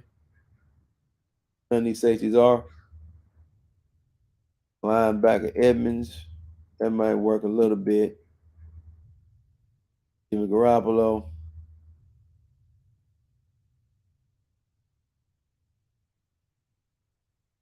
guard Ben Powers. I mean, that might be a good signing for Dallas if they want to move what's the name outside, but I don't think they're gonna do that. None of these corners are interested in me. Quarterbacks ain't interested in me. Patrick Peterson interests me very well. $5 million contract. Come over here. He plays safety. He can play some safety, or you can also put him at some corner. You can put him in a corner if you want to. They could have been signed him. He's been on this $5 million shit for the past 3-4 fucking years, and Dallas could have been got him for that. But yeah, you look into that. We don't want no damn Smith Schuster. Yeah, Pollard. He's already franchise tagged, so which is this is not bad for Dallas franchise tag that name. Because they're gonna probably draft another running back. So Odell Beckham, he gonna want $11 million a year. That's what they think he's gonna ask for, which ain't really bad for him. So if Dallas want to get into that business, they could. You know, yeah, they can get into that business. So yeah, so I see a couple of guys Dallas could fuck with. Of course, Tony Pollard is guaranteed, but the defense, Patrick Peterson will be a good pickup for him. Dallas don't want to give up no draft compensation. Odell Beckham, and then this guy, this guard, Ben Powers. So then the kind of three guys Dallas need to be thinking about getting. And then they need to get a good defensive tackle. And I think that tackle probably out of Minnesota will be good for them. So Dallas need to look spend a little bit of money. This tackle here. Allen to take advantage of mentorship. I don't know, man. He might get re-signed with his team. So as I'm looking down, man, I'm looking. Yeah, I don't want no interior pass rushers. Because we got outside pass rush. We ain't looking for no interior pass rushers. We don't look for that shit here. So we're not a fan of that nigga. Yeah. That nigga right there, he might resign with his team, but they got him on a 3-year deal. That's what they projected him to go. Dallas is trying to bid themselves out. But if Dallas is smart, they'll try to keep it around about 10. And they won't try the deal. Try to give him a 10. 3-year deal. That's the guy they probably need to get is this Tomlinson guy. Because he's a run stopper. He's a nose tackle. Stop the run. Then you got the other guys over there you might want to re-sign. And you can stop the run. Then you got two big niggas in the middle. Can't run on us. Stop it with 7 guys. Defense will move up to being tops in the league. And that's what they got to do, man. They got to get that defense right, get that D tackle. Tomlinson guy, go get you a corner / safety. Or go get a Patrick Peterson, sign him for 1 year, draft you a corner behind his ass. Okay? And then you're good to go. And then sign Odell Beckham if you want to. You know, and I said offensive lineman, right? The Ben Powers guy. So I already got 3 names of guys I've seen. So get your guard so you can move your guy to tackle. Get your guard, move him out to tackle. You know what I'm saying? Which is Smith, Tyler Smith. Move him out to left tackle. And whatever you do with Tyron, do with Tyron. You can have him, you know, whatever you want to do. Moving the tackle. Moving the right. Whatever you want to do. If he decided to come back and you can just move him to right tackle, let him play there. And that'd be it, man. Because you got other kid gone. So that's what's going to kill you. Other kid is gone. Still guy's gone for the year. He won't be back. He tore his knee up, so he's gone for a year. If he come back, then you're straight. But get you another guard, and you be good. So I already named the guys that they need to get to build a team up. And that's the easiest way to build talent, man. You know what you need, fill in the holes. Do I need a linebacker, another linebacker? Let me see if it's one in here. That's what I didn't look for. That money looked too high, so I got to come down and find a cheap ass linebacker. So let's find a cheap ass linebacker, man. All right. Me a cheap ass linebacker. You know, the Odell Beckham right there, he 11 million a year. That's what they're projecting his money gonna be. Michael Thomas. Oh, Michael Thomas. He 1 year. That's the guy I actually wanted to draft when we took Zeke. I wanted him in the second round. Still would have got what we got. Raiders cornerback, don't want nothing to do with him. Van Der Esch, Dallas is not going to resign him. So they're not going to do it. So there's another damn linebacker on this bitch.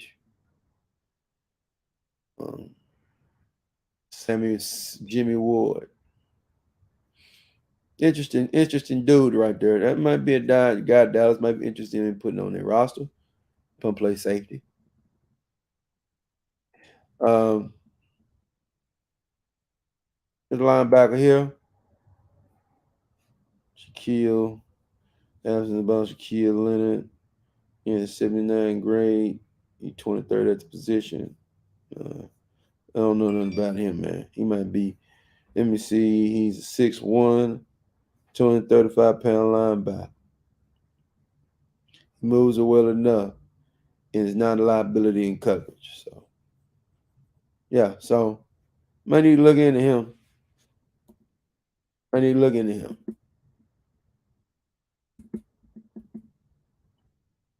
So as I'm looking at, might need to look into that nigga. Cincinnati Bengals. That's a nigga that made the mistake. No, we don't want that nigga. No, yeah. Now, Marcus Peters. That's another corner you get. He a ball hawking motherfucker. Very interesting. You might look into that if you want another corner. Look into him. So that's two guys. We always want to double edge up. I don't know who that nigga is. DJ Shark. We don't want that name. No inconsistent ass niggas in Dallas. We ain't looking at no tight ends. I'm pretty much Taylor Rapp. Interesting guy, man. I don't know what happened to this dude. This dude has the potential to be a good player. And I don't have that nigga. And they got this guy getting $8 million a year. He lucky if he get 5. Tyler Rapp is a very interesting guy though. Guy that could play a good free safety for you, but he's a little suspect at times. You know, he ain't looking at none of these niggas yet. So it's starting to get a little meek and humble. Now Dallas, the guy ain't finna get no $7 million a year. Miles Sanders. He's not getting that kind of money. If Dallas was kind of smart after this, if they can get that guy for a little bit of nothing, they gonna fuck around. They can fuck around and fuck with that nigga. I know a lot of us don't like Miles Sanders over there, but you got to do some things, man, and get better. Now they got Donovan Wilson. Donovan Wilson get this money. Donovan Wilson, Dallas is gonna pay that nigga that money real quick. That nigga, he can get that money right now. I don't know what Dallas waiting on. He can pay him. The top 100 players. Dallas ain't paying him. They ain't paying him, man. So it is what it is. They ain't paying that nigga. So that's it. Yeah, Don Wilson gonna get paid. And that's what his contract gonna be. He gonna get paid. But and Dallas need to get him signed now. Because we get Fred Marcus, somebody gonna overpay him. They know his value. So that's it, man. I am done. I looked up all the shit I need to look up. And that's what it is. So I see some players they need to go get. Like I say, Ben Powers is a good guard they can get. They can keep the kid where he is. Keep him at the left tackle position so Tyler can be the left tackle for the next 10 years. All right. Found a defensive tackle, you know what I'm saying, out of Minnesota. Found 2 corners they can go get for cheap if they want to give either Patrick Peterson or Marcus Peters. Marcus Peters hit people in the mouth, so you get him. He got a little attitude about him. But Dan Quinn can coach guys like that, so it don't really matter. Don Wilson come back. If you did want to get at another safety, if you don't believe them other guys are ready, you got the Ward kid over there out of San Francisco. That and they're well coached. So, and that's what you always want to do, man. You want to go get guys out of systems that are well coached systems. Baltimore, you know what I'm saying? They use the coach very well on their defense over there. They slip. So you like to probably get him. Minnesota, a little different, but Patrick Peterson been in some very coached systems in his career. Offensively, as far as you getting the offensive lineman from Baltimore, you want that because they can run, they're gonna run block the shit, RPO game, all that shit there. If you want to incorporate that in your offense. So that's what you go do, man. You try to go get free agents out of good programs, good consistent playoff contending programs. And that's where you get your players at. The only time you get your player out of a weak program or out of a weak team is he just so damn dominant, and he dominates on all the plays, and they find a way to win 7-9 or 7-10 or whatever they go. Perfect example would be a guy like back in the day that I kind of wanted, but I knew we weren't gonna get him. It's like when J.J. Watt got free. I don't know why Dallas didn't go get that type of nigga. So because even though he was injury prone, but it was still a risk that Dallas should have took because he's the type of player you would like to have in the game against San Francisco. The last game he played against San Francisco, the man got 3 sacks. See what I'm saying? So you go get players. So if you see any guy that plays certain positions, and at that time, y'all was trying to y'all were looking for interior pass rushes. You drafted one, but which is no wrong drafting one. Why you didn't draft one and turn around and also sign one in free agency? You had the opportunity to get J.J. Watt, right? And why you didn't sign it? It was dumb to me. And I think he went over there in like 2020 or something like that. So if you decide J.J. Watt in 2020, you'd have 2021, 2022. Might have made it to the Super Bowl. Who knows? Because you played the San Francisco 49ers the other day. He would have got 3 sacks on Purdy. Or if you got him in there and you got goddamn Michael Parsons, yeah, what? Michael Parsons must run with Defensive Player of the Year.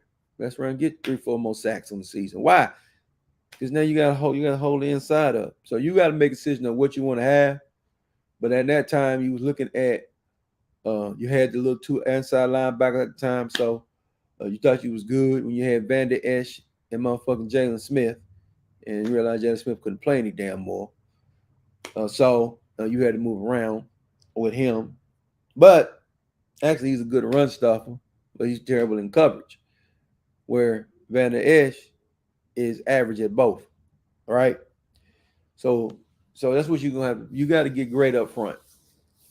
So that's what you're gonna have to do. You're gonna have to get great up front. You got to get your offensive line solidified, get your defensive line solidified. That's the main important things you got to get solidified in Dallas. And then skill positions is dime a dozen. The least skill positions ain't, but skill positions dime a dozen. It's a few elite guys out there you can go get. You got Odell Beckham. He's not going to cost you that much, $10 million. You might have made a mistake paying a motherfucker off injury. So, that's a little risky. Dallas usually don't win on that deal. So, Dallas is going to have to really sit back and think what they're going to do. What I do? Shit. I got to look at the reason. What I would do is hedge bets. Okay? Odell Beckham. To be honest, I'm not interested in him. I'm not. I don't like fucking with guys with injuries. I don't fuck with them. You got 2 knee injuries. You better be on some Frank Gore shit, nigga. That was 10 years ago type shit. No, I don't like fucking with injured guys. And I ain't not finna re-sign you off injury. Period, point blank. You get hurt on my watch on your contract, get nigga.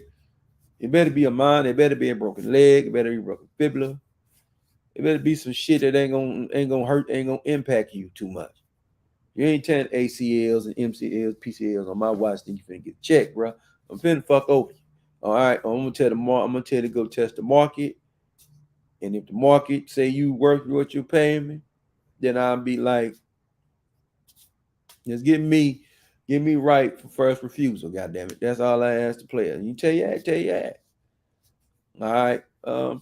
Let's look at some free agents that Dallas actually kind of won on. People wanted Randy Gregory, right? Well, look like Dallas made a very smart decision not paying that guy.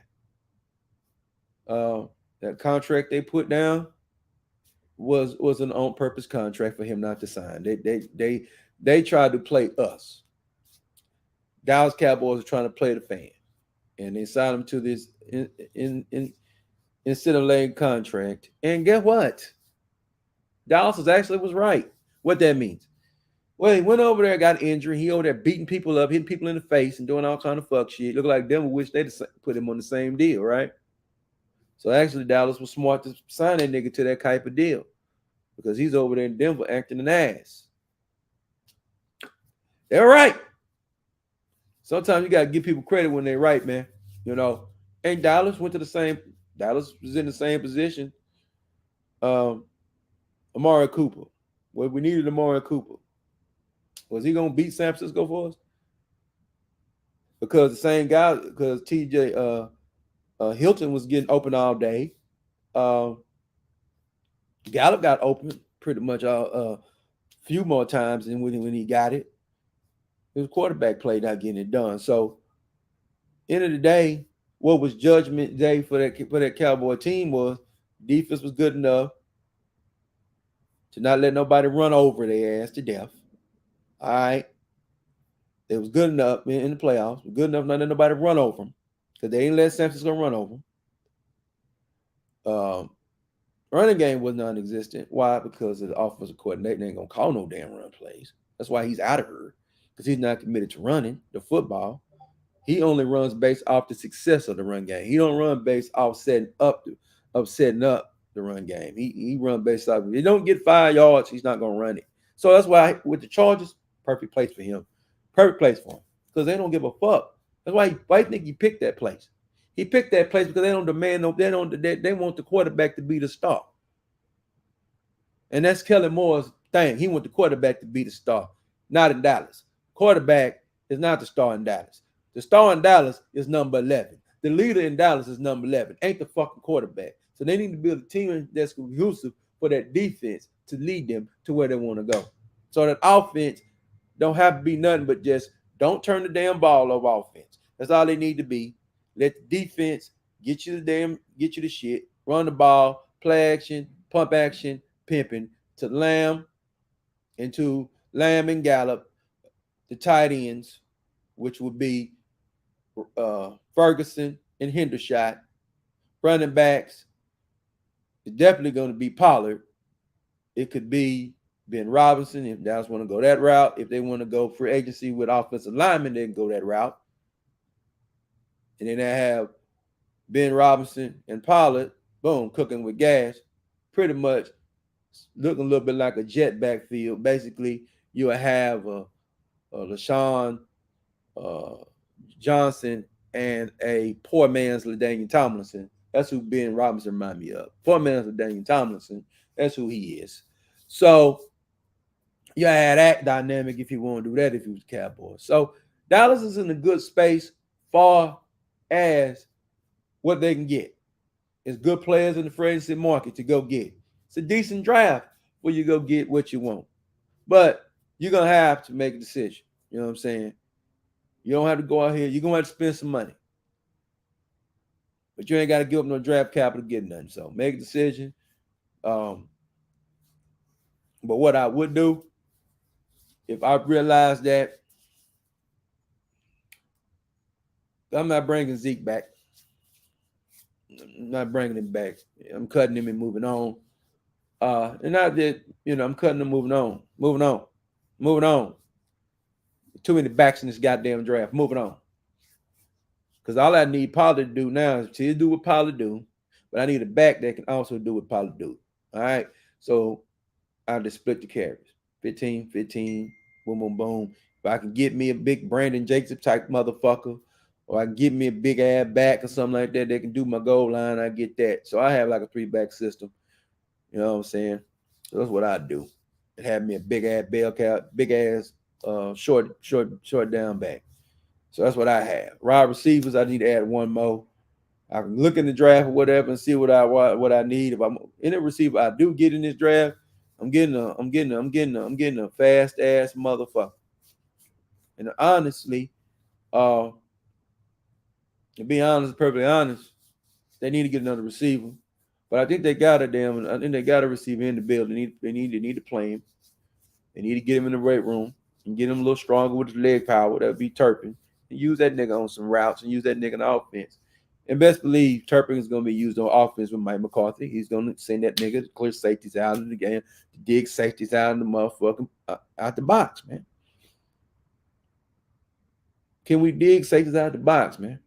And then if you dig them out, can you get people that can manipulate safeties with speed?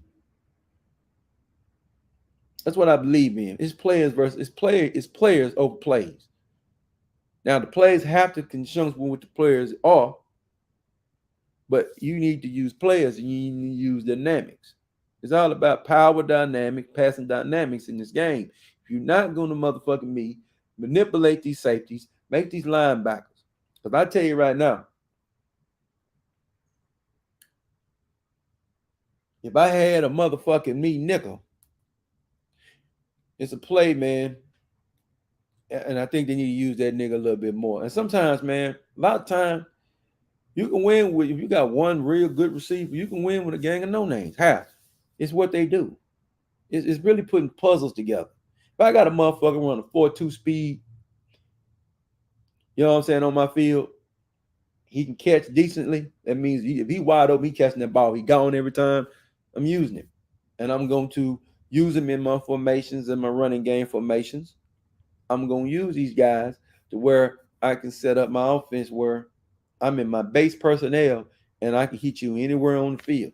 I don't have to get in special goddamn formations to hit home runs on you. I should be able to run RPO. I should be able to run play action. When I do 3 steps and 5-step drops, we don't do 7-step drops. You don't do 7-step drops in this league anymore. Get you sacked every fucking time. You do 3 5-step drops. If you're coming out of the shotgun, it's 3 steps. Actually, it's 5-step drop. All right. 5-step, 3-step, hitch, go. 3-step, hitch, and go. Problem with Dak is that nigga drop back in his progressions. Another thing good about Dallas actually going to a West Coast offense, the ball got to get out your damn hand. I've been preaching this shit about Dak Prescott for centuries. I said, when I seen him, I said, this offense ain't for him. Get him a West Coast offense, he'll be efficient. But what it does, it forces him to make quick decisions. Eric Coryell, you got to rely on the receiver to do something, right? Which our offenses do. But it's more of you got to drop back. You got to goddamn look off niggas a little bit more. You got to goddamn feint a motherfucker a little bit more. And you got to be able to have good shoulder lean game. And you got to feint what you're throwing to set up the lanes. All right. In the West Coast offense, it's predicated on you reading the leverages of everybody, of the secondary.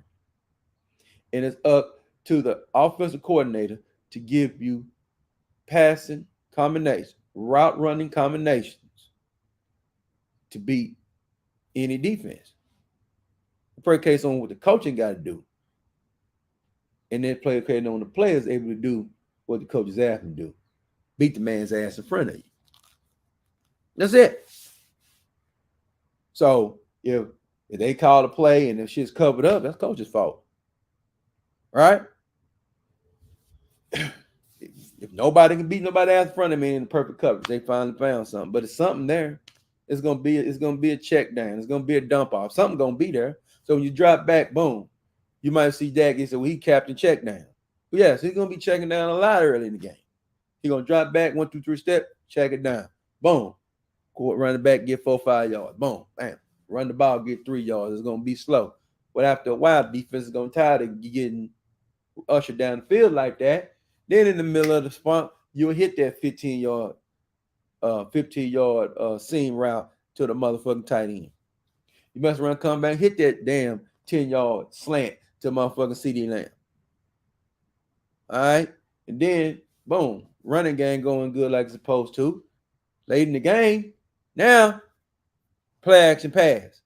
Motherfucker run, pump fake, sluggo, home run. You shut this shit up in this league. You know? You guys are goddamn me loading to sleep with this bullshit. Then you go on and take your shots late. Then you believe you a template of game plans where you doing this shit. Then you flip your game plans and then you start running sluggos early. You start running double moves middle and ending. You know what I'm saying? Because what you're supposed to do as a coaching staff is whatever tendencies you have for the first 4 weeks, you flip the tendency slightly. The next 4 weeks, then you flip them back over the next 4 weeks, flip them back over the next weeks. Then when you get to the playoffs, you take your best plays that you ran all year. You run nothing but your best shit. You don't run no bullshit. Your goddamn quality control guys, you're running your best shit. If your tight end game was your best shit, you destroy teams every time you was on that, you run that shit. If you run your goddamn me, if you run in 11 personnel, that's your shit. You run a goddamn me, 12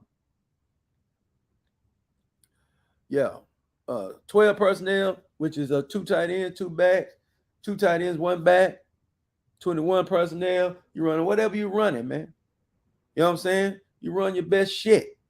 Don't be running this new shit, this trick shit, and this slut shit that Kellen Moore want to do. He want to come in the playoffs and want to do something totally different. He want to get in big games and want to do something totally different.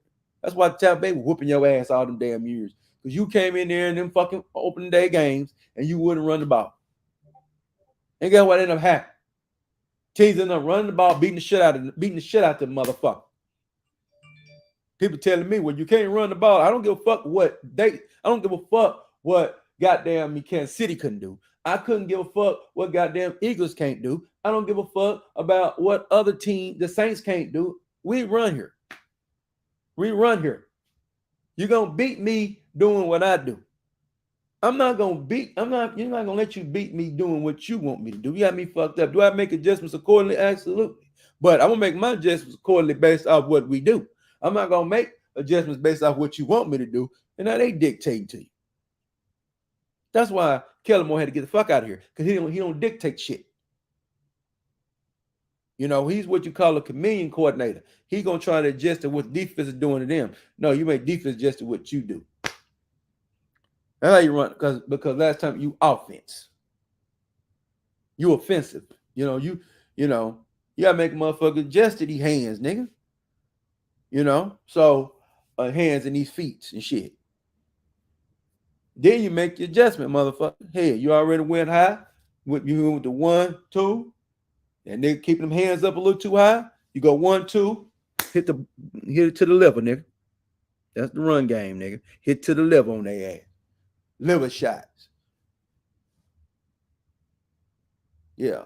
So here you talking about. So that's what you on. That's what you on around this motherfucker. So whatever they doing over there, simplicity is a specialty over there. What they would call Romo friendly offense. Romo friendly offense when they start handing the ball off to DeMarco Murray. Well, you need to run a Dak friendly offense. Hand the ball off to the running backs. Play action passing. And also 3-step drop, hitch, and goes. Get the ball out. And all goddamn Dak got to do is goddamn me pump fakes and feints and set that shit up and make it simple for that quarterback. Because if you're trying to ask this motherfucker to do Peyton Manning type shit, ain't gonna work. And that's what they was trying to ask this motherfucker to do. Ain't no damn Peyton Manning. Dallas got in the same trouble when they had motherfucking Romo back in the day. They were trying to get Romo to do Peyton Manning shit. Bill Parcells told you ain't no Peyton Manning. He told Romo, you got to keep eye on him. You got to keep coaching. You can't never stop coaching. I what goddamn Parcells said about that motherfucking draft. You gotta coach this motherfucker forever. You always gotta coach this motherfucker. So yeah. And that's the main thing about coaching, man. You gotta always be coaching, man. ABC. Always be coaching. You can't be having any coaches, man, ain't coaching, man. You know? So that's what it's about. That's what it is. So hey, man, that's it. This game show, man. Be a while if I do another Cowboy show. I only do them when they need to be done, and I only do them when I'm motivated to do them. And like I said, like Emmy said, man, simplicity is simple. Get these guys where they're able to run through brick walls, efficient. They already know what they do when they step on this field, no matter what the opponent is and what we're doing. Okay, they'll cover 3 unit. They'll cover 2 unit. Okay, game plan, I already know what we do to beat cover 2. What we do to beat cover 3. What do we do to beat the shit? You should already have that integrated into, like he said, integrated into the system, into your mind, into your soul. And you should be able to go out there, bitch, and bust a nigga head wide open. Oh yeah, man. We'll definitely touch on some hypocrisy going on in NBA. Found a clip where a nigga said something about good man, no homo, and he got fined $40,000 and shit. So, but guess what? The announcer, the nigga that interviewed him, snitched on the nigga on site though. Yeah, the interviewer snitched on him on site though. Oh yeah, man, the league officer's gonna check that out, you know. The niggas didn't catch that shit. Them niggas were smart. They been like, oh yeah, oh well, all right, well you gonna pay that fine though, motherfucker. Yeah, you gonna pay that fine. You know what I'm saying? Yeah, you want to let everybody know because he could have just went on interview and kept on going.